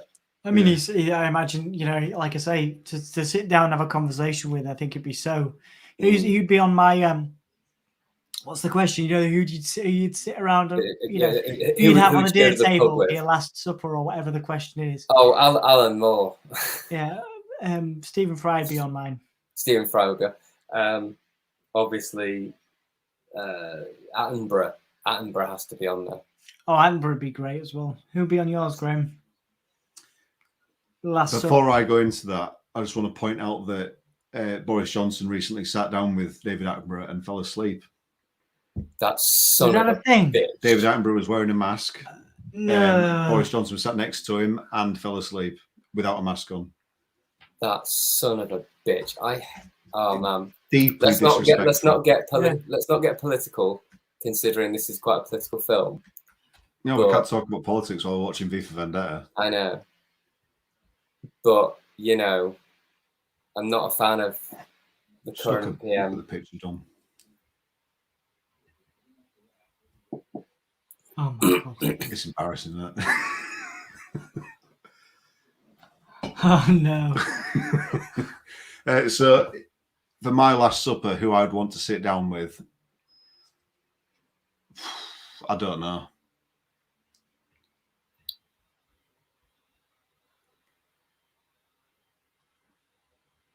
I can't answer that. I genuinely can't answer. I can't think. I've got so many idols of different. I'd love to sit down with so many different people. I think mine, yeah, I'd have Stephen Fry, Hugh Laurie, Trent Reznor. Trent Reznor, yeah. Yeah, Brent one. Reznor. Jim Carrey. Jim Carrey would be good. I think the three of them would have an interesting conversation. Jack I've seen has Jesus said, Christ a lot in this film. my Jesus dinner Christ. party is Albert Broccoli, John Lennon, JFK, and Hitler. That sounds like a nice party. Yeah, great fun. I wonder if John Lennon and Hitler would get on well. You know, I think I'd also have Debbie Harry. Mm. Shelley Manson. Shelley Manson. They were supposed to tour and I they were know. coming to Hull, but it got cancelled. Now I'm going to Manchester and they've got the Got different support. Johnny Marr Yeah. supporting. Oh, I do love a bit of Johnny Marr though.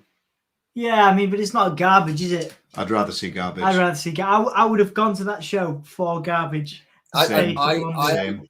The only reason that I like the Smiths is for Johnny Marr. I think the Smiths would be just terrible without Johnny Marr. Super overrated again. Super overrated. The thing is, Thingy on his own. What's his name? Morrissey on his own. Went to see him, didn't we? We saw them. Me and Jay saw Morrissey at the Ice Arena. We did see Morrissey, and he's just so depressing on his own. Yeah. Whereas when he's balanced by like the others, and he's got Johnny Marr doing some incredible guitar work, it becomes poetry and it becomes lyrical. When it's him, it's just wow, wow, whinge, whinge. First world problem. So I do think this is a beautiful scene now. It's quite an intense scene, isn't it?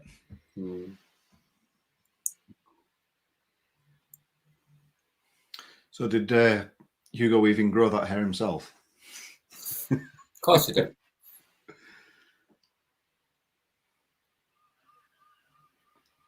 Yeah, some of this stuff is really well done.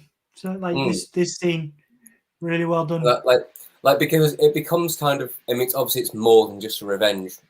Yeah. There's so many layers to the story, but on the surface, it's just like a revenge thing. Like, he's going to go from person to person, killing off all these people. But I like how that scene is just a nice, almost lamentable scene where she's just like, "I'm so sorry," rather than just a big action-packed stab fest. It's again quite comparable to the Watchmen as well, with there being a serial killer that's going around and knocking off certain people. Yeah. It's almost if it's the same writer.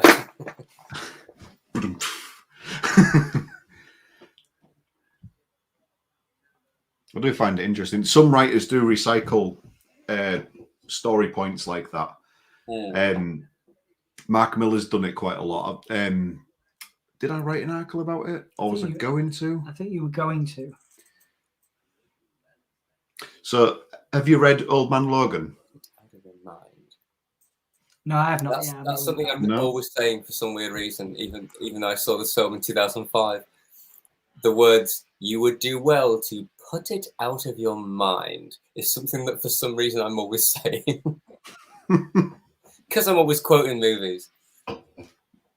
No, I've not seen Old Man Logan, dude. I'd like to. Yeah, like to read it. Jay, have you read Old Man Logan? Yes, I love Old Man Logan. Right. Have you read Kingsman?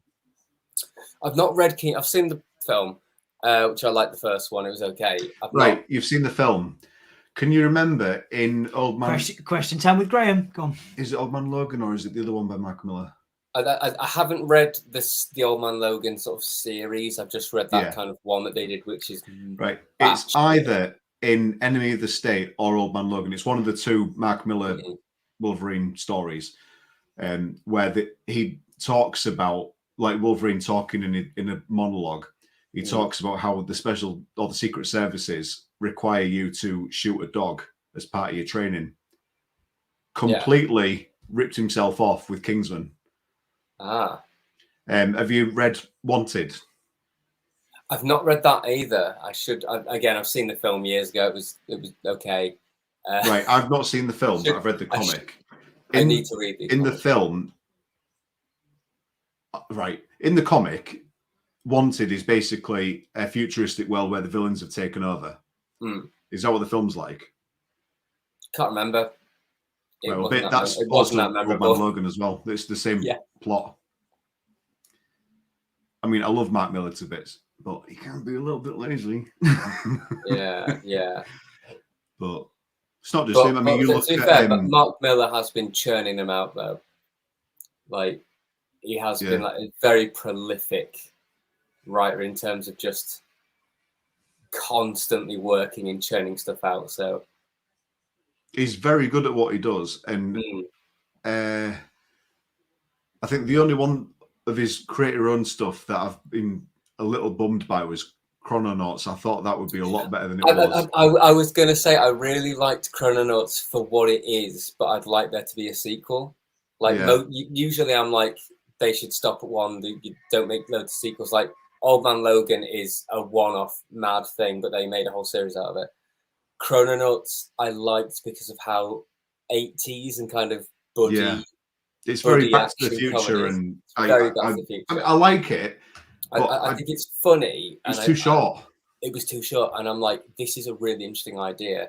I'd love to see where they go with this. I'd like to see them do something with it. Yeah. It felt like the start of something, but that didn't really go anywhere. So Well, I felt the same with American Jesus as well. Although there is now a second volume out after God knows how many years. But I read that and thought, is that it?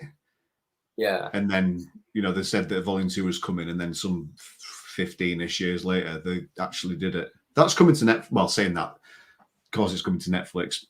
Mark Miller sold everything to Netflix, didn't he? I'm focusing on Stephen Fry's eggs. What's coming to Netflix? I apologize. I was in the zone.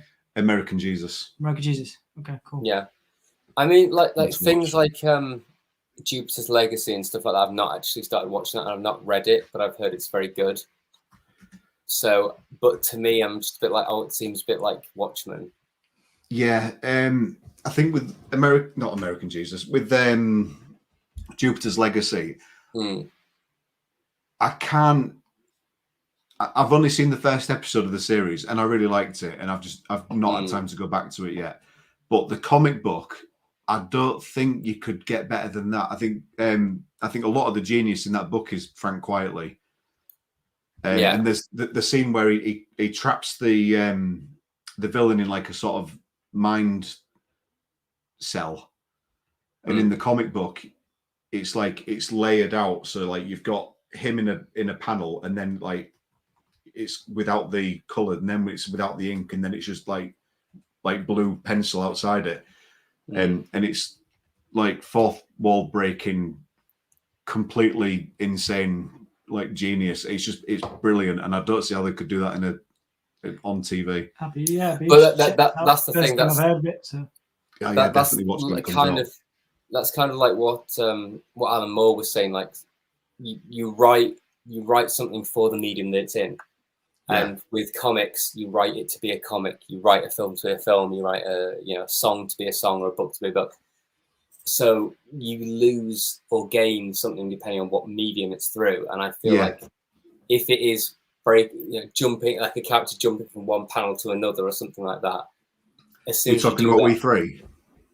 well, I'm just talking about just general ways of breaking the panel structure of a comic. Frank Whiteley did a TEDx talk on what you can't do on film that you can do in a comic. And one of them was he took an example of We3 where I don't know if you've ever read We3. No. It's Grant Morrison and Frank Whiteley. Yeah. Animals that have been trapped in robot suits and turned into murderous villains. It's fucking brilliant. Wow, that sounds. It was optioned by DreamWorks, but nothing ever came of it. I was going to say, what a cool concept that is. Honestly, it's fucking mental. It's brilliant. In one of the panels of that, it's you've got the animals like jumping through panels, but the panels like 3D and they're flipped on the side. It's hard to explain without showing you. We could do a video on We3 sometime. That'd be interesting. We should all read it and make it one of our things that we do. Yeah. That's my comment on that. Yes, We3 is. Okay, we'll add it to our list then. Yeah, we've got quite an extensive list building, haven't we? In fairness, I think we should just do everything Grant Morrison. Yeah, what we could do. Grant Morrison. I'm a fan of Grant Morrison stuff. Got like a year's worth of stuff to do, haven't we? Yeah, it's because there's so many that I haven't read that I need to sort of pace it. John Hurt's just amazing, isn't he? Yeah, man. He's just brilliant. I really enjoyed. I sort of going back to this now. It reminds me that I really did enjoy this film back in the day. I think I enjoy it less as an adult than I did when I was a kid, but still, it still stands up. I think because obviously, like you said earlier, Jay, you couldn't have been that young when it came out. I was going to say you can't have been a kid. Well, I'd graduated uni the year it came out. Much younger. I wasn't a kid. I was like. So to be fair, you probably would have been. 17. Yeah, how old are you now, Dom? 35. 5. So I was college at 16. So yeah. So you would have been like 19 when this came out. God damn it! Oh, you're right. Yeah, uni. Yeah. Yeah. Was uni 2006. 2005. God, I'm losing track of time. I went to uni in 2005 and I saw this when I was at uni. Time is bullshit, isn't it? So. 2000. I'm sure. Yeah, 2000. Yeah, because I went to. Wow. Yeah. No, time has gone really fast. I can't remember when I did my MA. Wow. I am old. Yeah. Shush. I do like this this scene. It's very silly, isn't it, once it gets going? Yeah.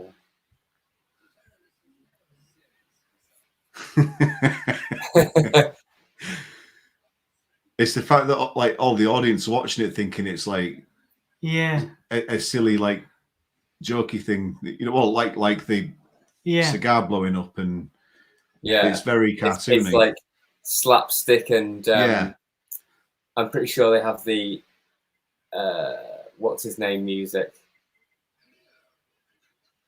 Yeah, that's it.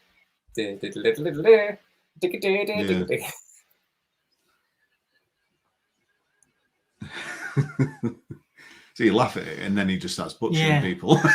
Yeah.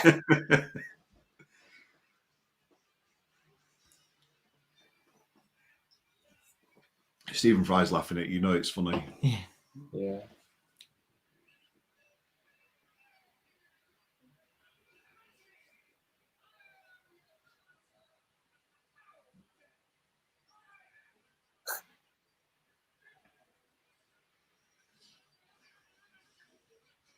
I still think my favourite John Hurt role's in Spaceballs.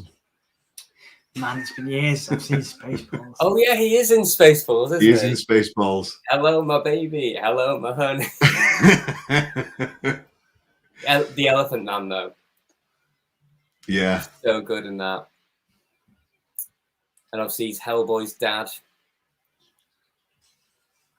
Waka, waka, waka. See, considering he's meant to be so gentle, he smashed that glass fairly easily, didn't he? Yeah. Mm. He is a very gentle actor, isn't he? Well, was.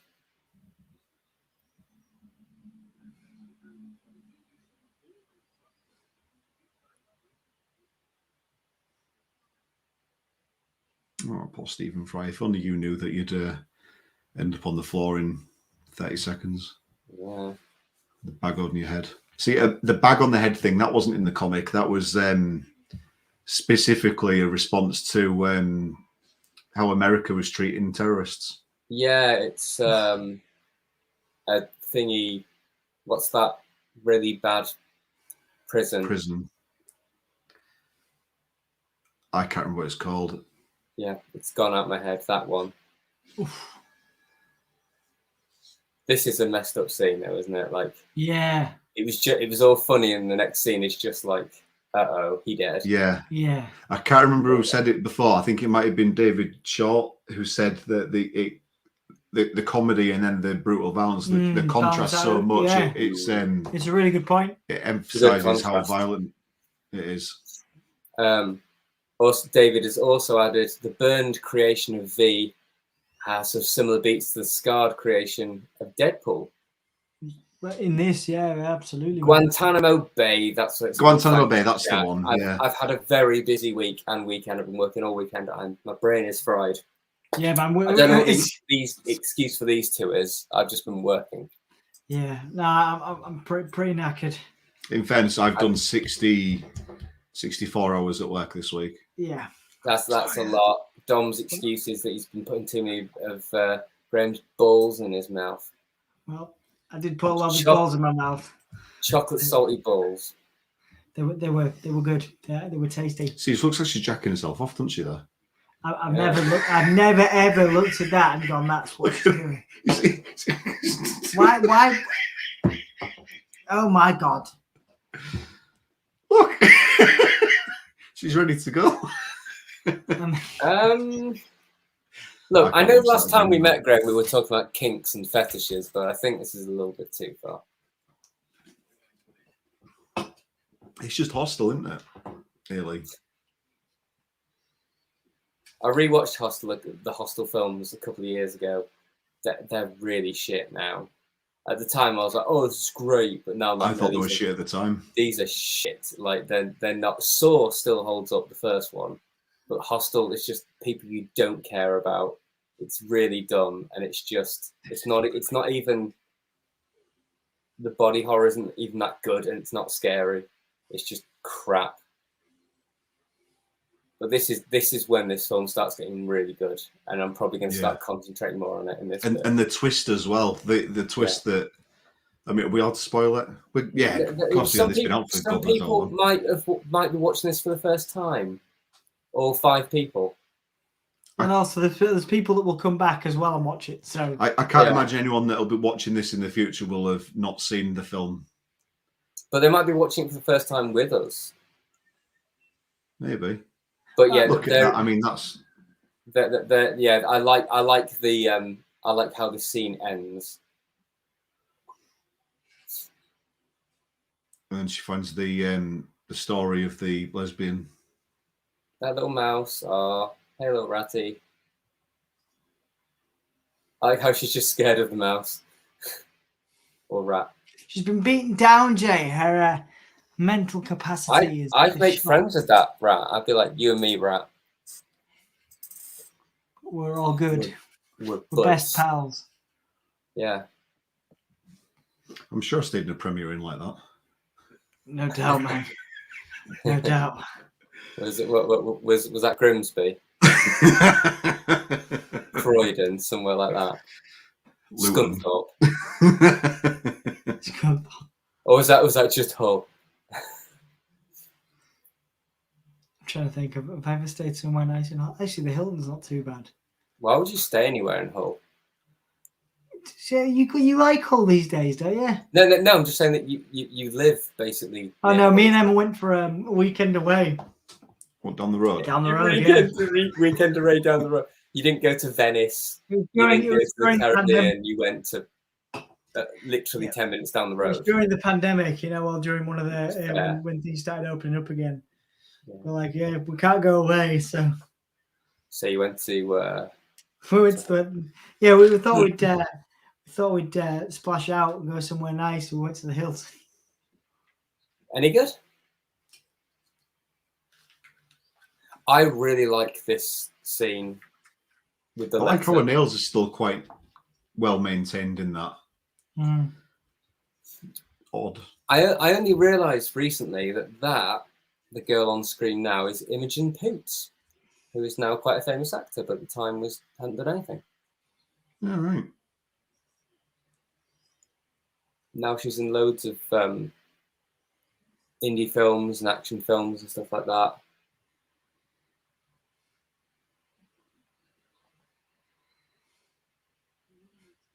Oh, Hmm. It's such a sweet story, isn't it? I do like how it's secretly like a sort of romance love story in disguise. Yeah. Like that's kind of what he's doing this for. It's not just his revenge, it's also for the memory of these people. Like it makes it more personal. Makes it more tragic as well.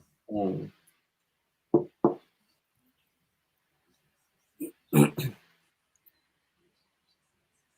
I mean, it's very well done. Yeah, like I say, you said earlier, Jay. Like I think as it goes on, it sort of It gets deeper as it goes on. But that's also what she said. What she said. Just giving her a little wash look.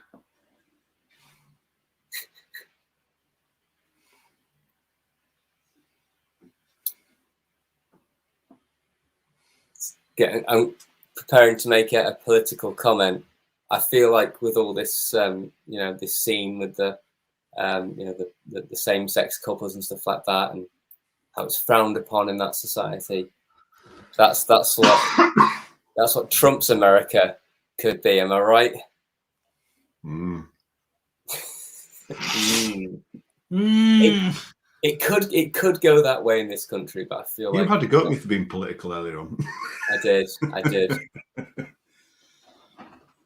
I do think it's interesting that the comic was more a response to Thatcherism, and this is more. It was, yeah. Post 9/11. It's a thing is I was having this conversation with somebody about when something's made and then you reboot it. The original thing, like we were talking about Godzilla being. Can I just interrupt us really, really quickly and just say that there was also a lesbian kiss in Watchmen? There is. There is, yeah. There is, yeah. There's that. We should do Watchmen next. Well, yeah, we should. We keep adding new things. We gotta anyway, figure out what we're doing. Like carry on, Jay. Well, I was saying to. Like Godzilla, for example, was made as a sort of response to Hiroshima and things like that. So it's about nuclear war, and when it very quickly became just a dumb thing with people in rubber suits and everything. But when you remake Godzilla now, what is it about? If it's not about nuclear war, it's just about big kaijus fighting each other. And I feel like if you remake something or reboot something, or at least translate something from a different time, like V for Vendetta was about the Thatcher times, but also Hellblazer was as well, Hellraiser. Bloody Watchmen was sort of about the whole what's his name? Can't remember. Tricky Dicky Nixon. Oh yeah. And so, but was it? Because you got to remember as well, Watchmen is a British comic. It is. So I always thought it was Thatchery, but obviously Tricky Dicky's in it. But I think the idea is that he's been in it for so long. I think a lot of the things that Moore was writing were during the Thatcher times. Yeah. So I would say that if you did it now, how would you update it? Would you keep it political, or would you just lose all the substance that makes it interesting and just keep the superheroes fighting? And should a work be changed to fit a current climate, or should you keep it? That's one of the reasons I like the Watchmen film, Zack Snyder's one, is because it keeps it in 1980, 1985 or 1984, whenever it is, and keeps it in that political climate. But should you update it? I don't know. It's a debate. Something should be left alone, though, man. You know. I think it's okay to update things as long as you don't change the original. Personally, or artistic license is fine. What if the original is outdated? Like, is it okay to do something and make it Thatchery, even though the kids today won't understand who Thatcher was? It was 40 years ago. They don't know. Do you update it and still keep that political element, but make it more modern? Or should you just make it a Thatcher thing? I've got no issue with it. I mean, I'm looking forward to seeing what stuff we get in the near future in response to the COVID year and a half we've had of joyous lockdowns and incompetent politicians and eye tests in Castle Bernard and things like that. Yeah, Bernard Castle, things like that. Yeah, that's the thing, Dom. Why did you go to Hull? You could have gone to Barnard Castle. Mate, sometimes, very rarely do I ask myself why I came back to Hull. But I'm sat here with Graham. I've had some of his balls. Yes. I'm sat watching some more balls. I do actually. I need some chocolate. Sat watching V for Vendetta, hanging out on a podcast. It's good, man. It's a good life. Enjoy. I feel good on the whole. Emma has responded with the place that you stayed on in Hull. She said, Dom, it was a shithole. Pubes everywhere. The Hull one was all right. Yeah. She definitely enjoyed the weekend, but there were pubes everywhere. Oh, I forget the pubes. I'm thinking about something else. Were they your pubes? Well, we did a lot of other things that weekend, so I forget the pubes. Did you share your pubes? I remember the other things. So Dom, just moving swiftly on from that, David has said this section does so well in showing Evie's previous persona being slowly peeled away through trauma, only then to be reforged with a single sliver of hope. And very good point, dude. That's a great thing you've said. Thing. Reflection. Thing you said. Yeah, that would go very well on the back of a book. But no, I think you're right as well. It is. And I like this bit where you're just like, what's happening right now? What the hell?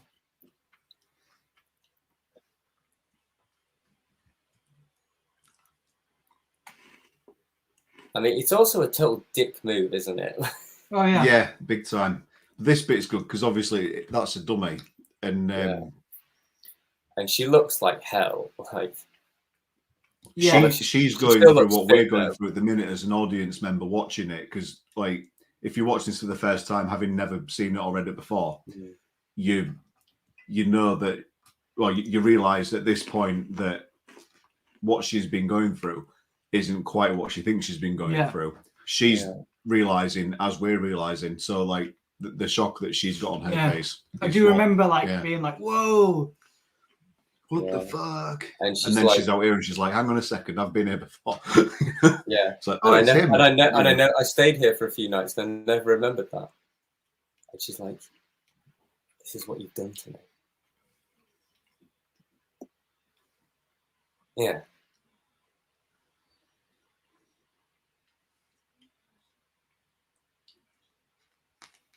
Mr. Beatrix dead.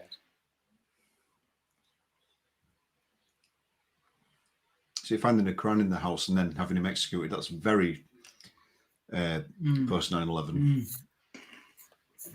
It is, isn't it? It's like but when we were talking before about whether you can separate the art from the artist, Frank Miller wrote something in response to 9/11 that was extremely Islamophobic, very, very, very, very, very, very anti-Muslim. I remember hearing about that. Quite difficult to read. And Frank Miller wrote some of the best comics we've had. You know, I think he's overrated, but I think he's done some very, very good work. Batman Year One is a masterpiece. And The Dark Knight Returns is overrated, but it's still very good.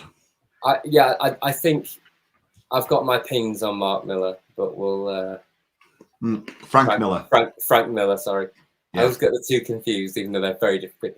I've got opinions on Frank Miller, but we'll save that for like a Frank Miller special that we'll do when we do the best and the worst of Frank Miller. But this is a great scene. But also, it's just like the music is just like distorting. She's just like, screw you. You've ruined my life. See, one of the things that I love about the film is that he doesn't ever take his mask off, which I think is important. Yeah, but I would love to see what his face looked like while he was acting these scenes. Yeah. I would love to see it. Because he's such a good actor. And I imagine it, because he's very facially expressive as well. Hugo Weaving is. The one thing I'll say about this though is that I like how she's hyperventilating, going crazy, but you can't hear what he's saying. They should have lifted his audio up a little bit. I can hear what you're saying because I've got subtitles on. That's not hearing it, Graham. I'm hearing with my eyes.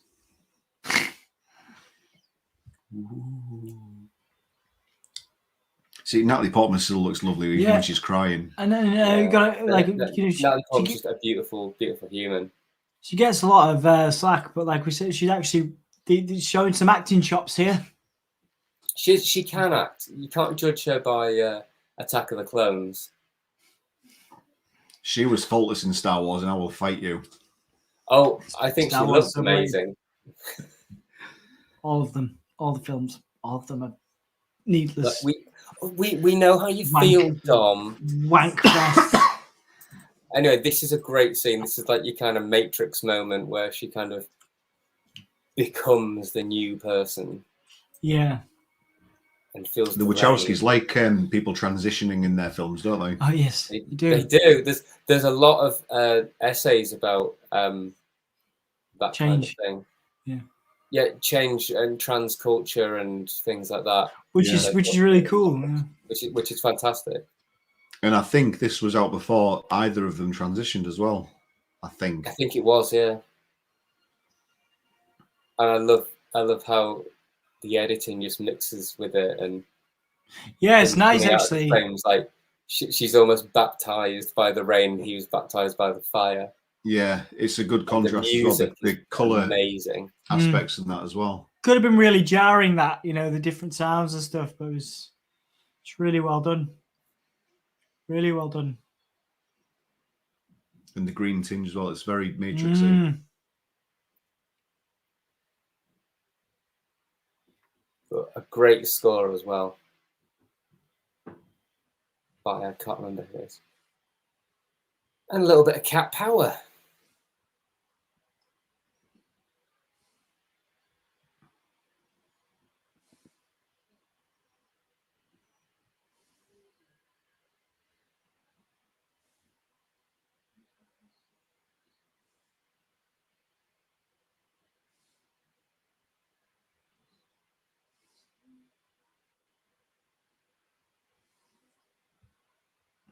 You can't really talk over that, can you? He's too good. Yeah. A revolution without dancing is a revolution not worth having, and I still maintain that. Yep. Oh yeah. She thinks he wrote it.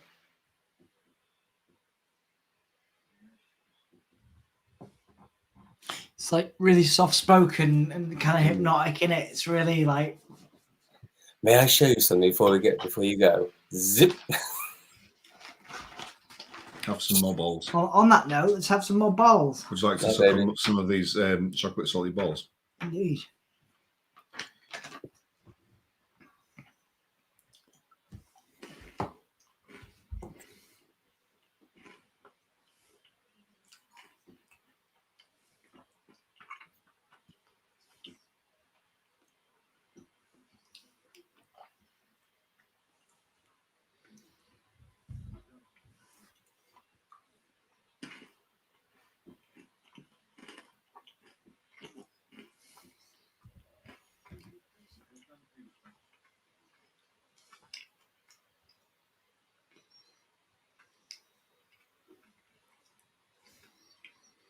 I love how just sort of like a subtle turn of his head, the expression on the mask changes.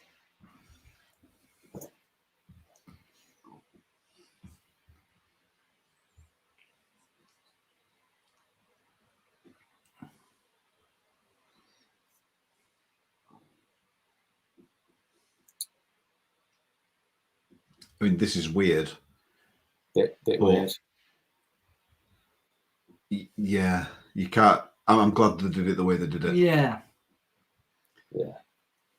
Like you said before, it would have completely ruined this Oh, film yeah. had he taken the mask off. Yeah. Mm.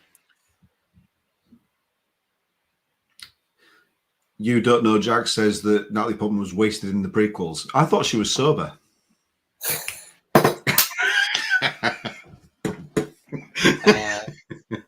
Hi, Bomb. Hi, Mikhail. Nice to see you. Thank you for being here and hanging out. We are, of course, watching V for Vendetta.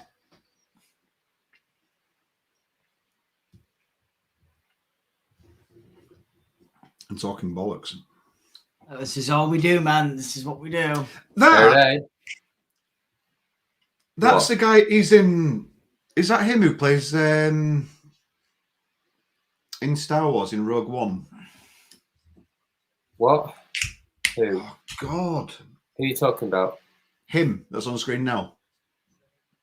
So, I think he's the guy that plays Peter Cushing's character in Rogue One. Or you mean? Oh, the one that was CGI'd. Yeah. Yeah, he does kind of have that.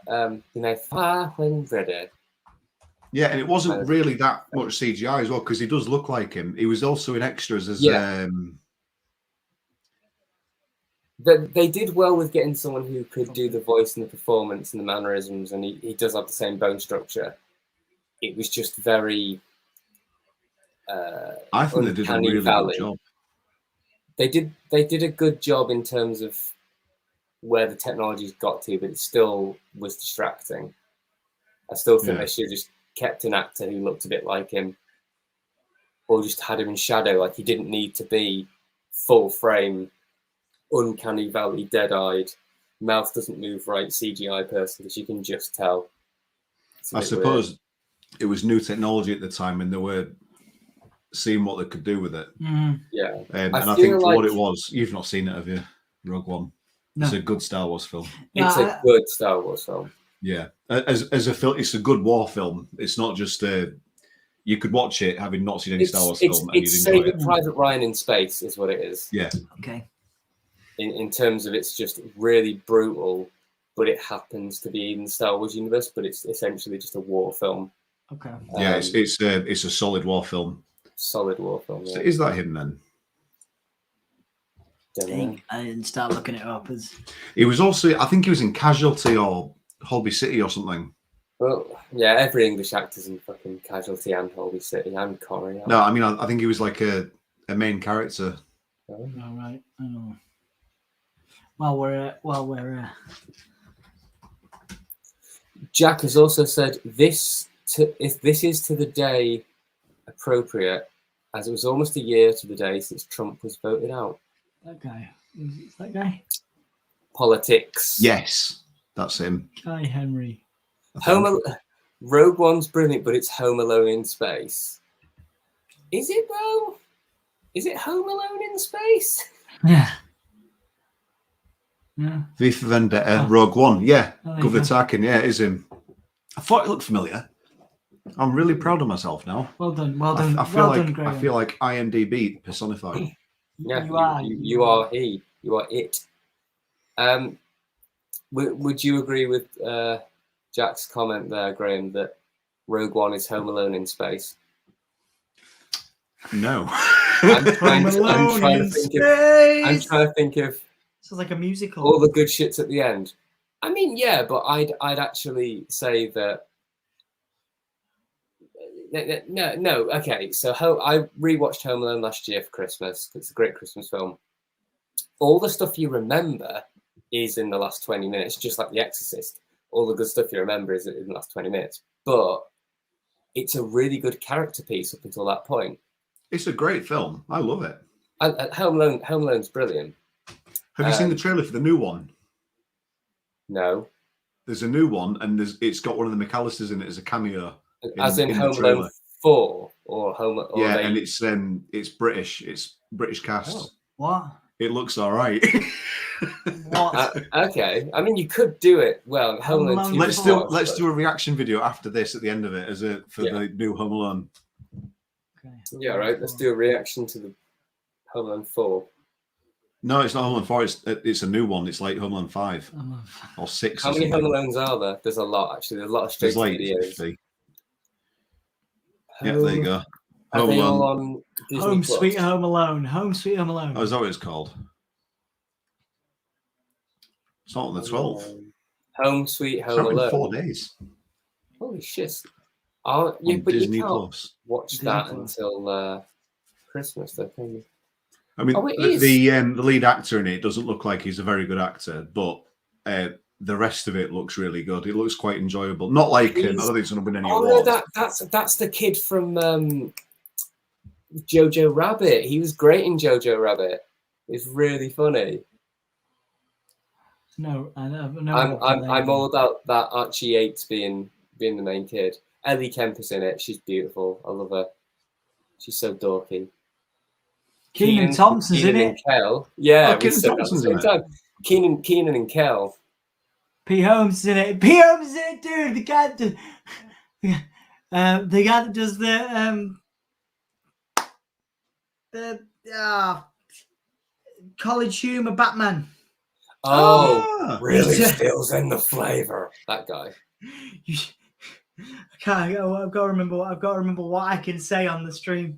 There's not much. Well, no, there's a lot of it about it. Like What for? For me, That's- listening You know to- when you charge it. this isn't the Yeah, first it time was- one of us has been stabbed by 9 hard inches. Oh shit! I mean, Right, Jay, I'm not going to be able to listen to you for 10 minutes. Okay, Why? well, we could because I can still talk, but I won't be able to hear you. because we've got to charge Graham's phone. Okay. I can't hear you. I'm sorry. Talk to Dom I can then, hear the that's film. fine. I'll relay things. Jay, is there a message you have for Graham? No. No, I think he said no, and now he's laughing. he did say no. You just removed me from the stream. Did you just remove? No? Uh-oh. They've just vanished off the stream. Whoa. Oh, no, I'm 1%. What's happened? Uh-oh. I'm sure they'll be back in a minute. So Homeland has 5 films, does it? 5 Home Alones. That's not. It's too many Home Alones, isn't it? 5. There we go. You know, I'm back. I don't know what happened there. That was weird. Well, what's happening in the film that we're watching is That's off. he's V dressed up as like an old Do it man. on- You could do it on mine. There's only like, but then we'd have to restart the film. No, it's fine. I can give you the time code, can't I? There you go. You can do it on mine. That's right. Just carry on as we are. It's fine. But you need to hear Jay in all his glory. I can take Jay or leave him. It's fine. I can read some sign language and I recognise that one. I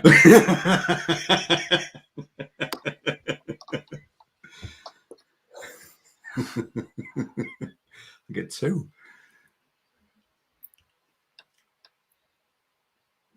That is some glorious fake hair he's got on there.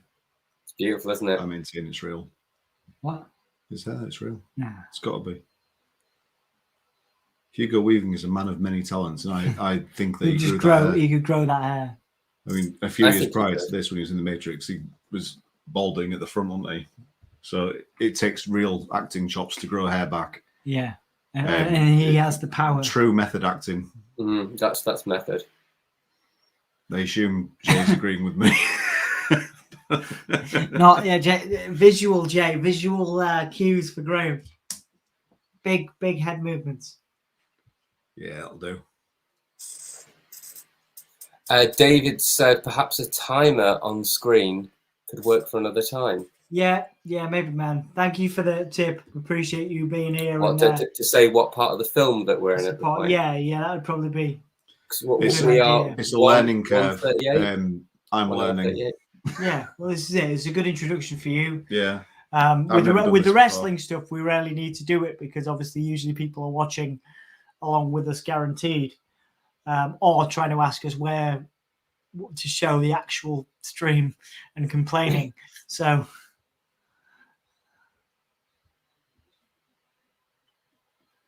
I was discussing with Jay about doing a video game with this, and there's one that I know we could get away with showing the actual video footage of the game live. The game would And I be would fine. like to- Again, a game would yeah. be fine. New games are fine. I've started doing Twitch streams and stuff. We could do that. I would like to do a specific game with you, and I want you to play What it. is it? And I want to laugh at you when you can't do it. What is it? It's called Broken Sword. Okay. Broken Sword, the remastered version of it, had additional artwork by Dave Gibbons, who's Right. obviously a famous artist. Yeah. Yeah. Right. Hang on. Known for his Green Lantern run, Right. Watchmen. Broken Dave- Sword. Another look. You'd And- like and it. It's, the it's Dom- by a company called Revolution Software, who used to be based in Hull and they're now in York. Now they're And based their in office York. is down Shambles. Yeah. I knew of them. It's a point-and-click adventure game. You can't really go wrong. But I know the games back to front, and you don't know them. So I think it'd be quite funny if I let you play it blind, Okay. whilst I spoke to any watchers, viewers, Okay. whatever you call them. I think you'd like it. It's like Dan Brown, Da I'd be Vinci Code interested, before yeah. that came out. I'd be interested. Yeah, I think you'd like it. Once we're done with this, I'll show you a quick clip of it and see what you think. But I think that'd be something fun to do. It's the kind of game that you could do that with. Yeah. Click on that. What that? Yeah. Can I also add, and you might have to relay this to Graham, the visual sort of imagery of this whole montage scene. He with wants to the- be interviewed by us at some point. Cool. Sorry, with the the visuals. dominoes falling. Sorry, Jay. You want me to relay what to Graham? This whole thing with the dominoes is a brilliant. It's just brilliant. Yeah, this whole thing is brilliant. It's just brilliant, says Jay. What was talking? The The dominoes. Oh, the film. The dominoes. Oh yeah, we're watching the film, aren't we? No. Yeah, this. It's an interesting dude. Like I say, when I first tried watching this film, I didn't think I'd like it, and I didn't want to like Yeah. it. But it surprised me. It really surprised me. I thought League of Extraordinary Gentlemen was pretty piss poor compared to the comic, but I did enjoy it. I thought this would be on the same sort of level, Yeah. but it's actually quite good. It's League of Extraordinary Gentlemen is a good story Yes. trapped in a mediocre film Like that's that. enjoyable. Yeah. This is a good film that's, but it's good. You know, you could watch this without knowing it's a comic book, without knowing any of the source material. Yeah. And Which I think is what I did originally, actually. it still comes. It's a well-made, well-constructed, well-written, well-acted, decent film. And by this and point, this you scene's can relay this to Graham. By this point, you're just so into it that By it's this just point, we're brilliant. just so into it that it's just brilliant. It's hard to keep talking about it because you just want to watch it. But Yeah. also, I would add, You'll just agree with me. yeah, I I'd assume add Jay's that, agreeing with me. Yeah, yeah, it is. I am. Obviously, he is. Um, He's giving me a thumbs up. I can see that. yeah, the thing with the dominoes is pure film language, The thing with the dominoes is pure film language. and I think that's how the He must have a lot of spare Wachowskis- time to set up a big Domino dominoes thing. yeah. I mean, that's what most Facebook Watch, famous people do, isn't it? They set up ridiculous things that Really? knock each other over in a big, I've not She I've not dared. spent a lot of time watching. Like I say, the pandemic sort of taught me the value of live streaming stuff, and I never used to watch. I never used to be one of those people that watched people watching stuff. Weird. I never understood why people would want to watch people watching stuff or doing stuff. But it's here I am. I hate it. wrestling. To be fair, I'm enjoying this. This It's a is big fun. thing in wrestling. It's a big thing in wrestling and sports. Films, I've seen less of it, but whatever, man. It's an excuse for me to hang out with my friends and watch a film. I don't like watching it, but I'll happily do it because I like watching films. I like hanging out with my friends, but I don't watch people watching stuff because I think that's just pointless. But yeah, this is great. Like setting up the dominoes, they're all falling that wave. Yeah, it's amazing. This is what the Wachowskis are great at. Can you imagine if they fucked that up and you have to do it And again? Yeah, I know, finally yeah. put it together. That's insane, isn't it? I wonder if that was, that though it must have been, can't have been a real thing.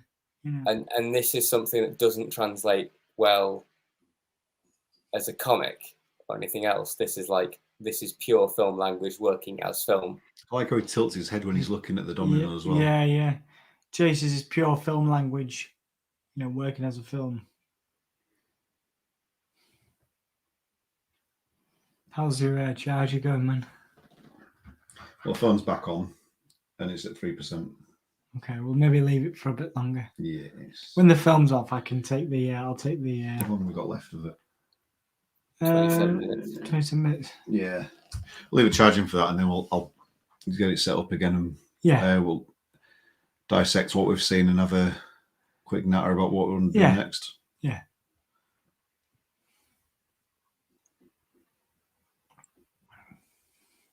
So this is finishing normally when I would start a wrestling stream, so it's good. Are you going to do another wrestling thing soon, Dom? Is something coming up that you want to do? There's a pay-per-view. AEW have a pay-per-view called Full Gear, which is, I'll tell you when it is. So, wrestling is a big thing in America. Obviously, there's a lot of wrestling things in America. Big thing over here. Yeah, I was going to say, is it that big over here? Yep. We are the second biggest audience for it. So Full Gear is the 13th of November. So not a few days away. So it won't actually be as long as I anticipated till I am back on the channel, right here on the Gimme a Julio Wrestling podcast. Not on Soundsphere, but if you on Soundsphere go to the Gimme a Julio Wrestling podcast, you will see me talk about wrestling as part of AEW Full Gear. Graham, if you feel like coming along, you're more than welcome to watch wrestling with me. I could do. I'd feel very honoured, but I wouldn't have a clue what the. It's all right. Nobody does, mate. Jim Ross commentates, doesn't it? Doesn't he? Yeah. Jim Ross is there. Daniel Bryan is there now from WWE. CM Punk is there now. Yeah, I saw that on the news. Yeah. I actually watched the clip of him returning. Yeah, that was a beautiful moment. That was a beautiful moment in wrestling history. That Jay said he would watch. Actually, dude, Full Gear is going to be awesome. Would you join me? Because if I weren't in London, I would. But unfortunately, I'm not available next weekend. What are you doing? I'm going to be. But Mike and I are seeing a client from America who's coming to London. Looks more stressed out now, John, doesn't he? On Saturday. On Friday, we're going on Sunday, but I'm going Friday, Saturday, and Sunday, and then we're coming back. So I'm making 3 days of it, Okay. hanging out with some old friends and just catching up with people. Nice. And we're gonna have dinner with an American client who's very big client. It's Cool. costing a lot of money for one meeting. Yeah, 70 odd quid each to get a train down there. Yeah. For essentially maybe like an hour's meal. Yeah. But it's what you're gonna do, innit? That's what you gotta do, man.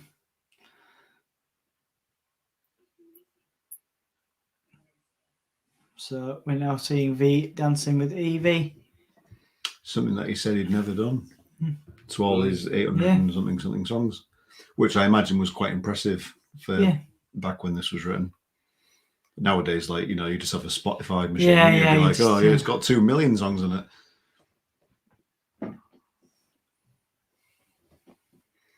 Presumably better internet than me. Yeah.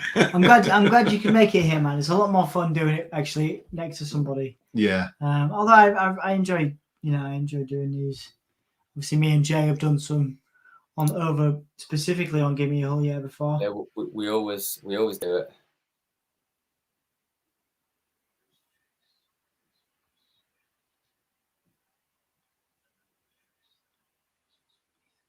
I like that. It's very powerful, isn't it? Mm.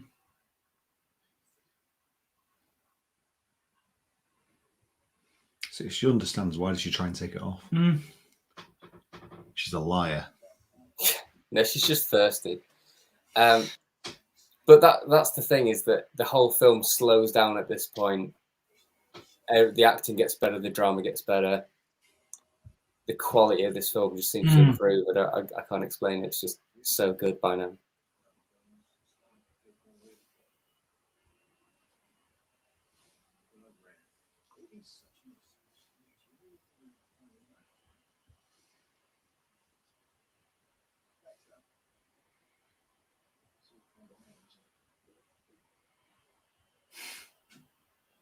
It's all gone wrong. Dun, dun, dun, dun, dun, dun. It's not quite Indiana Jones, is it? But it's nearly. Yeah. Oh, we could do Indiana Jones. Oh, dude! I now love we've got Indiana Jones. so many All films. three of them. So many films. I can to see watch. Jay saying all three, and he's three, obviously excluding Temple of Doom on purpose.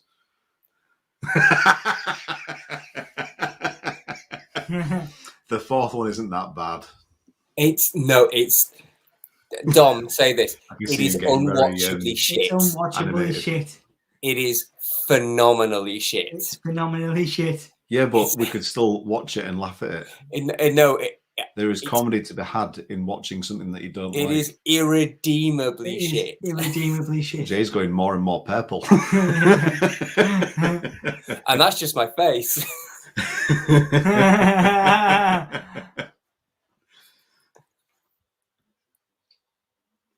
It's very angry. Yeah, Jay, you wouldn't like him when he's angry. Starts throwing shit around. Does he turn to Mutt Williams? What now? He's the second main character in Indiana Jones 4, the best Indiana Jones film. Yeah, I've watched a couple of Indiana Jones films again. That's he's true. trying to John get out. Hurt. John Hurt is in it.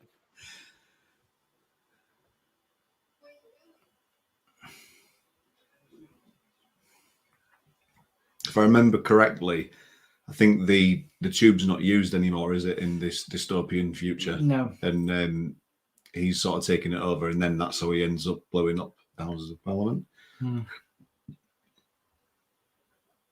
Which is very Batman Beginsy, because that's on a train as well. And I don't think it's like that in the comic book.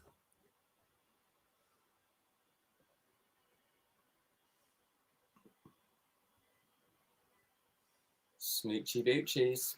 Smoochy booties. Bit odd. I don't know. I quite like it. It's quite nice. So you'd expect him to be like, "Oh no, fuck this! Just take the mask off." You know, gives a snog. No, But, because yeah. it's the mystique.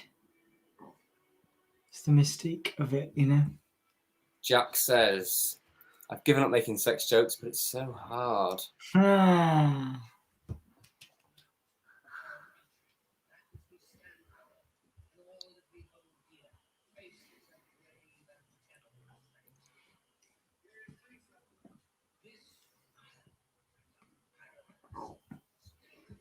John Hurt's just perfect. Yeah, again, the more I watch it, like the longer it goes, the Yeah. more I have appreciation for it. You know. It upsets me that we're not going to get any more Doctor Who with him because there was so much potential for his War Doctor. And I know they did an audio series that I think they released after he died. But, you know, we could have had an entire series of the War Doctor. That would have been amazing. I mean, on the whole, it's another series I find it quite overrated. I'm sorry. Doctor Who? Yeah. Some of it's good and some of it's bad, and most of it's bad, but some of it is good. Yeah. The good stuff is genuinely I appreciate good. that, yeah. I think the Christopher Eccleston and David Tennant seasons David Tennant was great. Best. I think Torchwood was very good, but it's aged a little badly in places.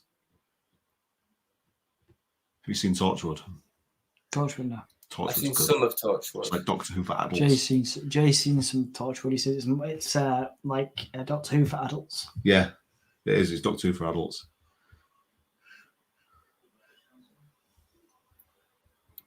Here we go. This is when it all kicks off. Such a good actor. Disgusting. He did. Pop. He did. Leave a mark. Poor John Hurt.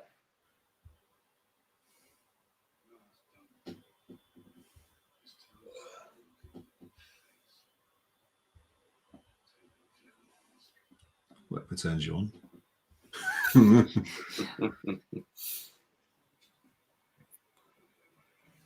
Behind this mask is an ideal.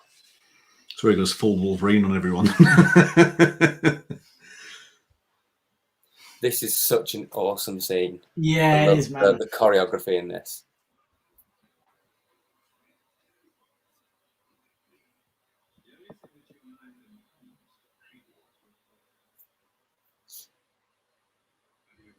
To die.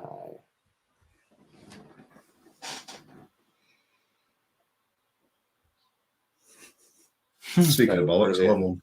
Yeah.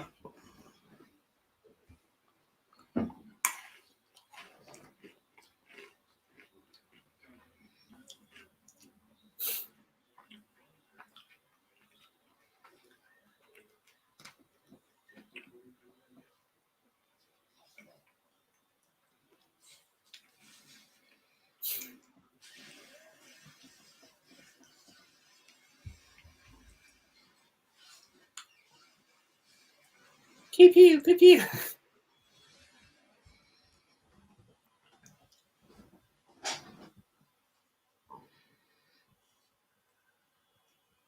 Really good scene. Really good scene. It's like...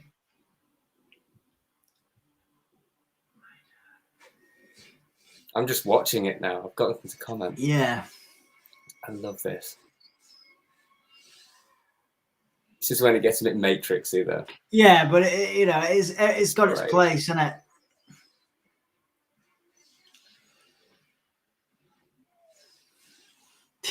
The slow-mo facial expressions are cool. I like it.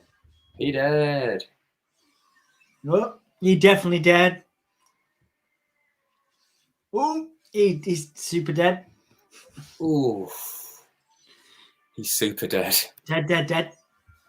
You see, in a lot of films, when people like die in big groups like that, yeah, a lot of them, if you watch it carefully, you know, they're getting like shot in the arm or like, kicked in the leg or something, and then they're down and dead. Yeah. Whereas this, they're gratuitously. Gratuitously. Gratuity. Yeah, that actually dead. Oh yeah, like, yeah. You know, he's not waking up. Yeah. He's not getting up, is he now? No paramedic's going to sort that out. Yeah. It's beautifully brutal, isn't it? Face isn't something you can easily fix on an operating table.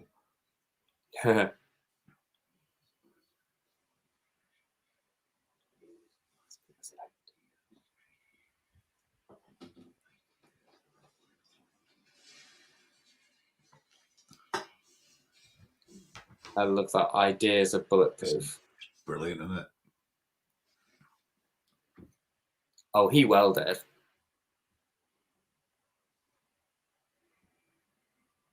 And this, kids, is why we celebrate Bonfire Night. Yeah.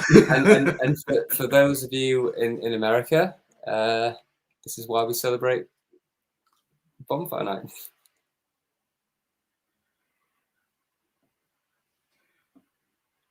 I also love how he's not come out of this unscathed. Like, he is proper, almost gonna die. That bits me was cheesy as anything, but still but brilliant. It's like we were talking about Watchmen the other week, and I said how not a lot of people realise it, but the button, the blood splatter is a clock hand, and no one notices that. That was, I mean, obviously everyone will see that it's a big V, but it's just very clever imagery. Oh, absolutely, man.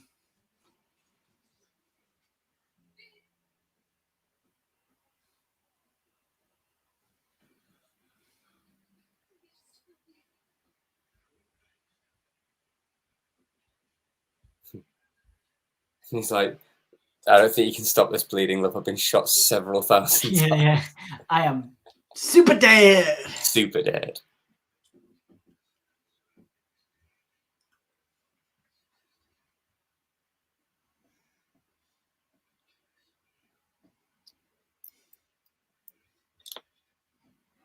Everything changes but you. Even though I'm literally old enough to be your dad. Oh, it's so beautiful, man.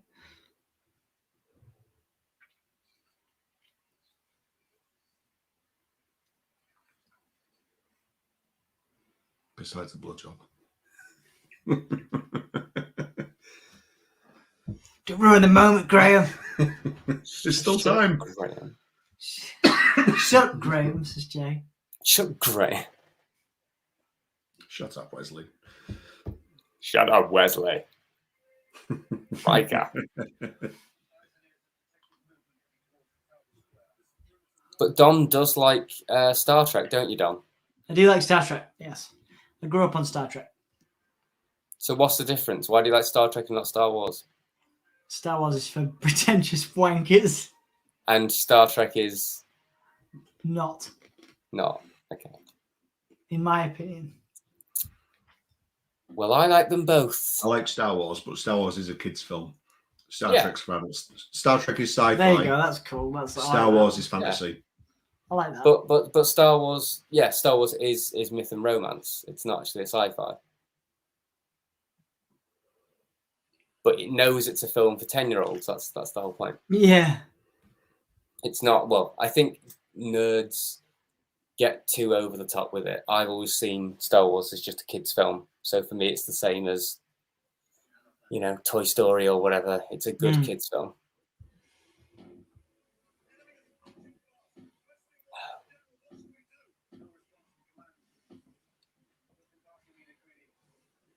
This is a really cool visual, isn't it? Such a cool visual, all the mass kind of marching. Because they've got no command. Yeah. They just let it happen. Which is kind of similar to how that thing happened, the insurrection thing happened in Washington.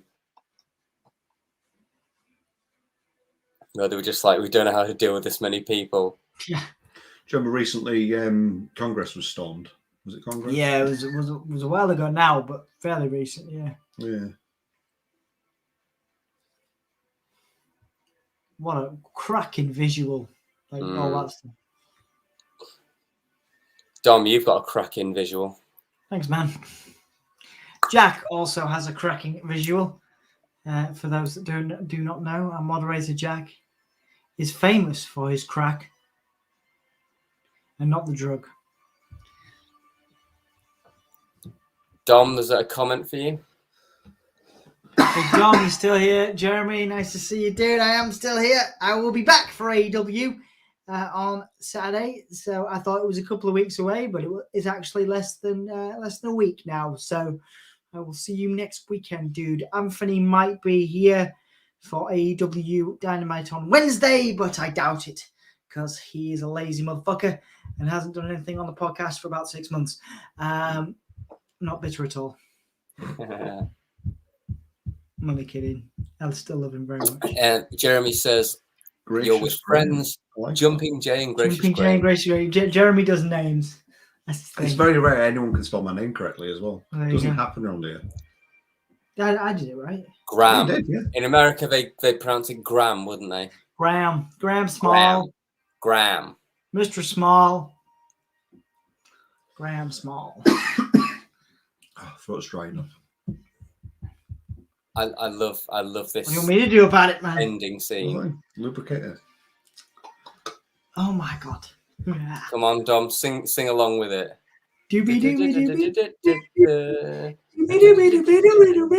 Irony, of course, being that isn't the health Also, of the that is a farm, really flipping good explosion, isn't it? because that was destroyed in a fire at some point, and that was built in the That Big 19th Ben century, I blowing up believe. is awesome. Neo-Gothic design. How's the apartment actually that old? They're well, a few hundred years old, but not more than that. It's quite a modern building, really. Although they do have structural problems and a lot of damp. Interesting fact for you. That's got nothing to do with the comics or the. Thanks, man. I also love this as well, where all the people take their masks off, Yeah. and it's the dead people. So beautiful. Jay. These fireworks are brilliant as well. Sorry. No, it's okay. I was just going to make a joke, but it's fine. Jay. Yeah. So what you're saying is, if I push this big red button in just the right way, there's an explosion. It's from the college humor You band. push this button here, and there's an explosion. We had sex. Was that Stephen Fry just then?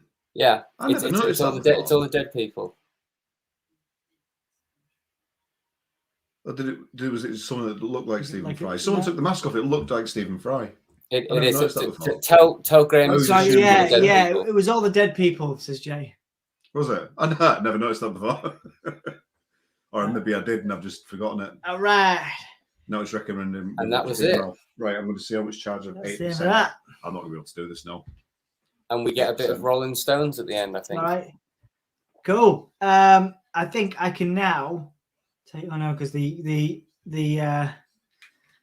hang on a second. Let's see if I can get Graham on here, and then I can If put Jan Jay in my doesn't headphones. show That's up what to we're gonna do it. AWE stream, Yeah. we riot. You have my J headphones, and I'll put Which one? This one? yeah the tiny These ones. two. The tiny ones. Stop talking, Jay, unless you're talking to everybody Well, else. I'm going to say thanks to then I will David come for in joining us.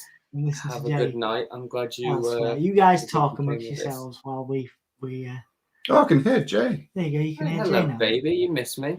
I'm I gonna- have. You're a lot louder on these ones than you are on my other ones. Well, maybe that's just me. Carry on. Apparently, it's Talk illegal amongst to die in Parliament. We've got lots of very strange laws in the UK, and a lot of them are very specific to York as well. York's got York for a long time had its own separate legal system, and we it did. was only, I we- think it was 1991 that Jews were legally allowed to live in the city as well. Yeah, there was. Look, Maybe it's not good. You've got to check its history. bow and arrow or something as With well. the Jewish people that I don't agree with. Yeah. But I do like the one where if you're born within the walls, which not many people are, because there aren't any hospitals within the walls, but you're stood inside, you can shoot a Scottish person with a bow and arrow. And if you're in Chester, the same law applies, but you can shoot a Welshman with a crossbow. See, being Scottish, that concerns me a little bit. R.I.P. Graham. R.I.P. Anyway, Gav says, awesome stream, guys. Fantastic. Thank you, mate. It's 100. Thank you, Gav. You know what, Gav? You're fantastic. yeah, man. And it's awesome that you joined us. So thank you. Yeah, it's good to see everybody. There's a comment from Jeremy saying if Ant doesn't show up to AEW stream, we riot. You'll have to take that up with him because I don't control. What night is AEW on? Wednesdays. Every Wednesday. Yeah. What time? like 1 a.m. our time. Whitmer Watmergate is my favourite name for an unpleasant thing. Longest street name with the shortest street. Yeah. Tiny little street. Absolutely, it's like a metre and a Like half 5 long. meters long or something stupid, isn't it? Something like that's really I small. love York. I think it's overrated. So Dom, I need to ask this. A friend asked me to ask this. Are you all right? Because you I don't like Star Wars. Don't like A Ghostbusters. friend asked you, which friend? a friend of ours who was visiting from the States said, Mary. Mary said, you're the most positive guy on this planet. Right. She said, you're like a weeble. You know, you wobble but you don't fall down, and you're always, you know. And I said, like Chumbawamba, you know, you get knocked down, but then you get up That's again. lovely. What a And lovely she said, but as soon as Don walked in, he was like, York's overrated. I hate driving. Driving's rubbish. And you had not a positive word to say. You were just not miserable, true. miserable. And she was like, what, have you broken Dom? And I was like, he broke himself, darling. No, I was happy to see Mary. I just think York is overrated. Look, I mean, to be fair, if you've lived in York, then Yeah. it's the same Yeah, anyway. People who live in it's- London you think get London's used to it. overrated.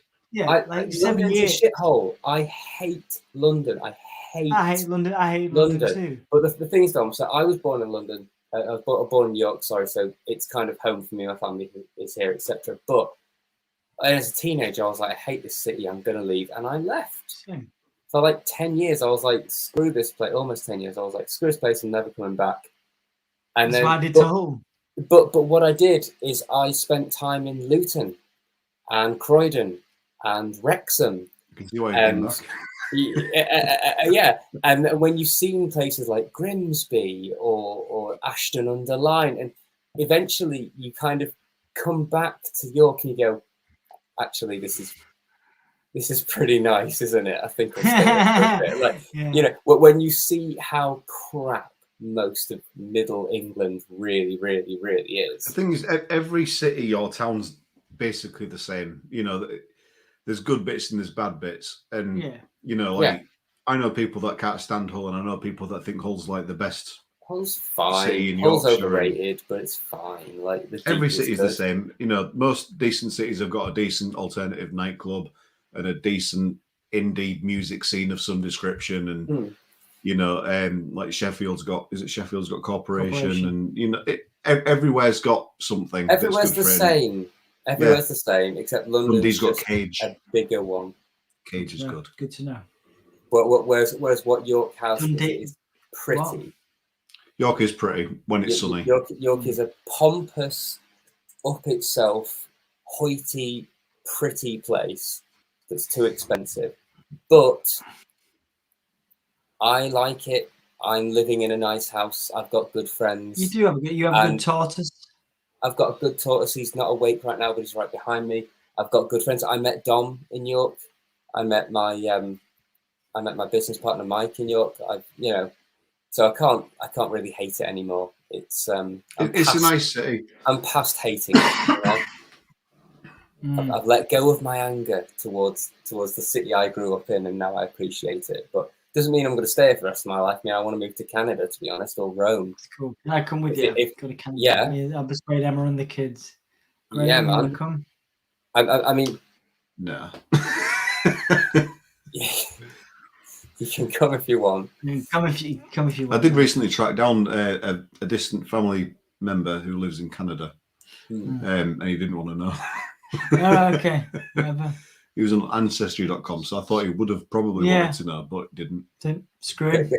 Gav says, my town's a dump, there's nothing to do. Where do you live, Gav? Well, Gav, you're more than welcome to come to Hull. I'm assuming he means Driffield, because Driffield's a dump and there's nothing to do. Driffield's actually all right. Did you know there's a very popular band coming out of Driffield right now called Priestgate? Is that the one that my mate George drums for? You mean your mate George Garnett?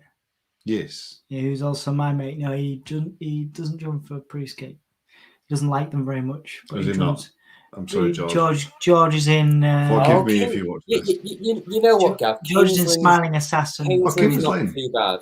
I went to. I've got some friends who got married and moved to King's Lynn, and they're lovely people. And I had a look around. It was nice. I was there for an afternoon. I enjoyed it, and I think I saw the whole place in an afternoon. And then I left. I've been to King's Lynn quite a few times, but only ever to the McDonald's on the outskirts. Brilliant. It's halfway between Hull and Norfolk, or the place I go to in Norfolk. Okay. So like It's- it's Norwich quite mostly. it's Norfolky, isn't it? Like Yeah, so like it's every time, pretty normally nice. I'd go down once a year, and we'd stop at Yeah. King's Lynn, have McDonald's, and then promptly, as the army cadets would say, Foxtrot Oscar off. So, That's what you did there. I'd say there's worse places to live than King's Lynn. It's a 5-minute whistle stop. Yeah, I mean it is. But I had some nice food there. It was good. I have nothing negative to say about King's Lynn. I've got friends there. They like it, and they're good friends of mine. So it's okay. Cool. I think one of the worst places I've been. I think Don would probably agree. Doncaster. Doncaster's fucking terrible. Awful, isn't it? It's an Really is. absolute. It's We- like you never played that. you know when the dog poo gets really dried up and kind of goes a bit like crusty because it's been on the road for so long. It's like a really dried up dog poo. That is what Doncaster Well, is. we went to Bake Up once. Bake Up was Oh. terrible. But yeah. One of the worst places I've ever been. That's scary, wasn't it? Yeah, that was scary. And then we did a bunch of gigs in Ashton-under-Lyne with our old band, Yeah. Manchester. I hate that place. Manchester. No, like it's No, it's a town outside of Ashton-under-Lyne. And I'm not doing another gig there. I'm sorry, I'm vetoing it. I know you're like they're the only place. in Yeah, town, it's but the I'm only like, place though. The letters. No, I'm outright not going there. Like, let's get some places in Leeds. Let's get some places. No, I don't want in- to drive. in I don't want to go to Sheffield. Leeds. It's terrible. I mean, I know I can't like stand the warming Leeds. system I in know. Leeds. It's the worst. I can't drive in Leeds. Leeds is awful, but Yeah. Leeds is the place. Jack says Doncaster is where elephants go to die. So there. Anyway, Cool. so Well, we enjoyed that. Yeah, we enjoyed had- that. Thank you had a for good time. everyone. It was coming nice in. seeing it again. I forgot Yeah, how good it actually is. we've It is good. had a good time. If anybody's watching this back, it's been a pleasure as well. Thank you for those that did come and go and come back and whatever. We will be back. Well, I'll be back for AW Full Gear next weekend. Me and Graham and Jay are going to go off camera and plan our next dream. Dustbusters. So maybe in between now and the next one, we haven't planned this properly. Potentially between now and the next stream, we may be doing a podcast, a comic book podcast. So Yeah, check out Soundsphere for yeah, that. sounds good. should We probably will put that start in doing there. some streams and stuff about that where the three of us plus the lovely Charlotte, who's just said goodnight, will be joining us, and we'll be discussing, I think, Birds of Prey, a Birds of Prey comic. Yep. And yeah, then we'll probably do Ghostbusters. I think that's the next one, even though it has. I feel like we should have done it for Halloween, but yeah, Ghostbusters is great anytime. To be fair, I think it's a good time to do it now because we've got Afterlife coming out very soon. The end of this month, is it? 18th rings a bell, but don't quote me. It's something like that, isn't it? It is 18th. You are right. It is the 18th of November, which is only in 10 days' time. Good night, Charlotte. No, Charlotte, thank you for sticking Good night, with us. Charlotte. Hope See your you again. cough is getting better. Yeah, feel better. We'll see you for the next one. If there's any more illnesses, because we've been plagued, no pun intended, Yeah. by errors, you'll have to come round and hang out with the dog. I'm sure the dog would love to meet you. Talking to Charlotte, not you guys. I've met the dog. You've met the dog. Dog is cute. Jay's also met the dog. I've met the dog. It's a very good dog. I like that dog. Hmm. But yeah. Awesome. So Should we wrap this up? We're kind of just it's late. wrap it up. It's We're 1 in the morning rambling. for us. I'm tired. That's what we do. So Let's wrap this up. I'm going to watch that Home Alone trailer. I've been Dom. This is great. Are we going to watch the? Do you want to watch the trailer on stream? Yeah, let's do it. Do you want to do it now? Let's do it right now. I'm tired, so I don't know how. Right. What is it? Home Alone. What was it? Okay. It's called Home Sweet Home Alone. You can have the volume on for it, can't you? For a reaction video. Yes, you can. Hang on then. Let's see if. Wait a second. Don't start yours yet, Joey. No, I've just found the trailer, so. But then Jay's audio comes in. Is going to double up. That's why we can't do it. What? I remember now. That's why. Get echo. So, right. I'll do a countdown. 5, 4, 3, 2, 1. Yeah. I mean, you could have done this on your phone. I could have done. Should have done. We can restart it. Yeah. I mean, we could just do we could end this and then just do a new reaction video, couldn't we? Oh, yeah, but that's so much effort. like So I'd have to like record it's it. the same story as Home Alone. It's just a reboot of Home Alone. Jay, just give us your version. React to it, Jay. I am reacting to it, and it just looks rubbish at this point. I never said it was like good. It's just it looks fun, and there is a McAllister cameo in it. Spoiler. And some burglars come. It's a straight remake of the last one. Cool. Thanks, dude. Okay, so far I'm not laughing, so there's that. I don't find any of this funny. You miser. Right. Are we good? Are we done? No, we've still got 30 seconds of the trailer left. It's just a straight up remake, but without the charm of the original. People falling over, that's hilarious. Home Sweet Home Alone. And a bunch of actors that I don't really care about. So yeah, that looks rubbish. I don't want to watch that. It looks lame. Well, I mean, I might watch it if it's on Disney Disney Plus. I might just watch it, but I expect very, very little from that. Yeah, I can only imagine. Well, me and Graham's like, will screw you. I watch think it's going to be absolutely amazing. There's I no think it's point going to in be remake- amazing. I think it looks quite fun. It took me by surprise. I didn't realize there was going to be a new one, and I thought it's got a McAllister cameo in it. Yeah, I but thought, there's 5 other ones. So it's like, how many times can you redo the same concept of a kid being home alone before if Disney really... are going to pay for it, they're going to want more out of it. Is it I worth know. watching? No, it probably doesn't. not, mate. No, it's probably not. It looks really not funny.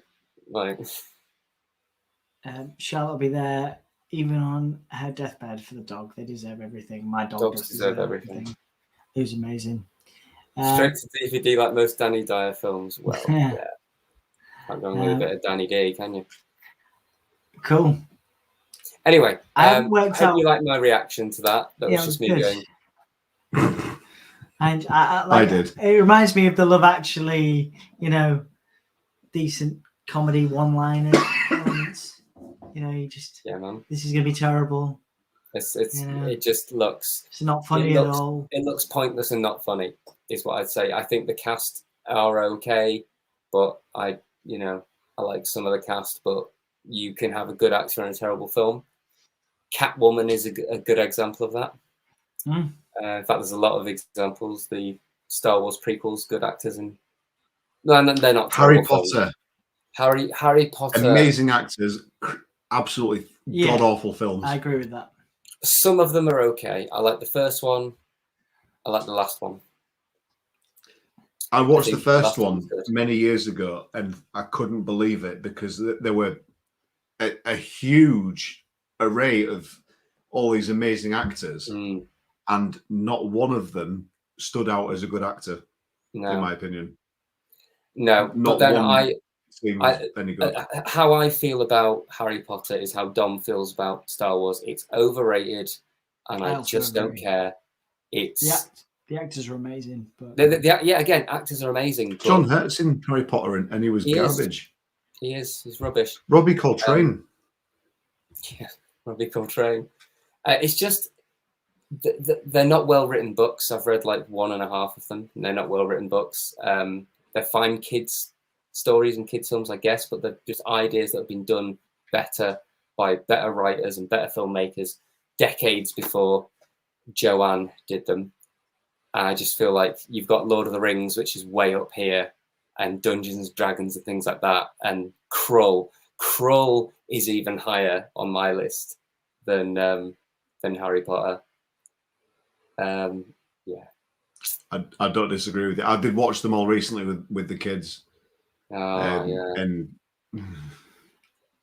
yeah. Hawk the Slayer is better than Harry Potter. so we're not doing any Harry Potter watch-alongs then. I mean, I'd there's too many of rather them. Yeah. Like, I'd rather not. Like, Gav would rather not as well. I just don't care. And York has become Harry Potter world. Yeah, central. That's the other thing. Like, So's Edinburgh. and Edinburgh, like they're just really latched on. I'm like, they stopped making the franchise. It's over. Like, why now? Why didn't you do this like 15 years ago when it was in the height of? But no, they're like, oh shit, people like Harry Potter, I guess. I'm like, if it was Lord of the Rings, I'd be all about it. But no, it's something that I'm ambivalent to. So, yes, I'm a miserable person. Yes, I'm a miser. Yes, I know they're kids' films and kids' stories, but also they're ripped off better source material. Soz. Anyway, Gav, have a nice night. Yeah, good I'm evening, also dude. going to have a nice night. It's late and I'm Everybody very have a tired. nice night. Thank you for joining us. Yeah, thank you for joining us. If you Thank come, you for having me. yes, you'll be back soon, Much right? love. I've had you many times, Tune in. Graham, and Tune it's into been good. the Soundsphere YouTube, which I've linked above for future Comic Sphere series. And because Yeah, man. we haven't got an outro for this yet, have we? Like a catchphrase or anything What, for the film one? for this one? We could do the intro again because I quite like that intro. We are going to do that. We are going to do that intro, but I have to do like give me a whole year. I always do like a countdown, and then I make everyone say whole year. You want to do that? I think we need one for just films. Like we need no. Didn't somebody say we have to recreate a scene from the film we just watched or something? Uh, I ain't can do afraid. that, I can do that. I ain't afraid no stream. Or should we dance? you know what? Yes, let's end on this. A revolution without dancing is a revolution not worth having. Beautiful. And then we all have a little dance. There you go. Let them eat cake. Let them eat cake. Good night. Good night, guys. Good night, guys. See you later. I'm gonna find the outro now. Where is The it? outro. Hang on a minute. Don't know. Oh, there it is. I can only dance for so long. Bye. No, Bye. keep dancing, keep Bye. dancing, keep dancing. Keep dancing.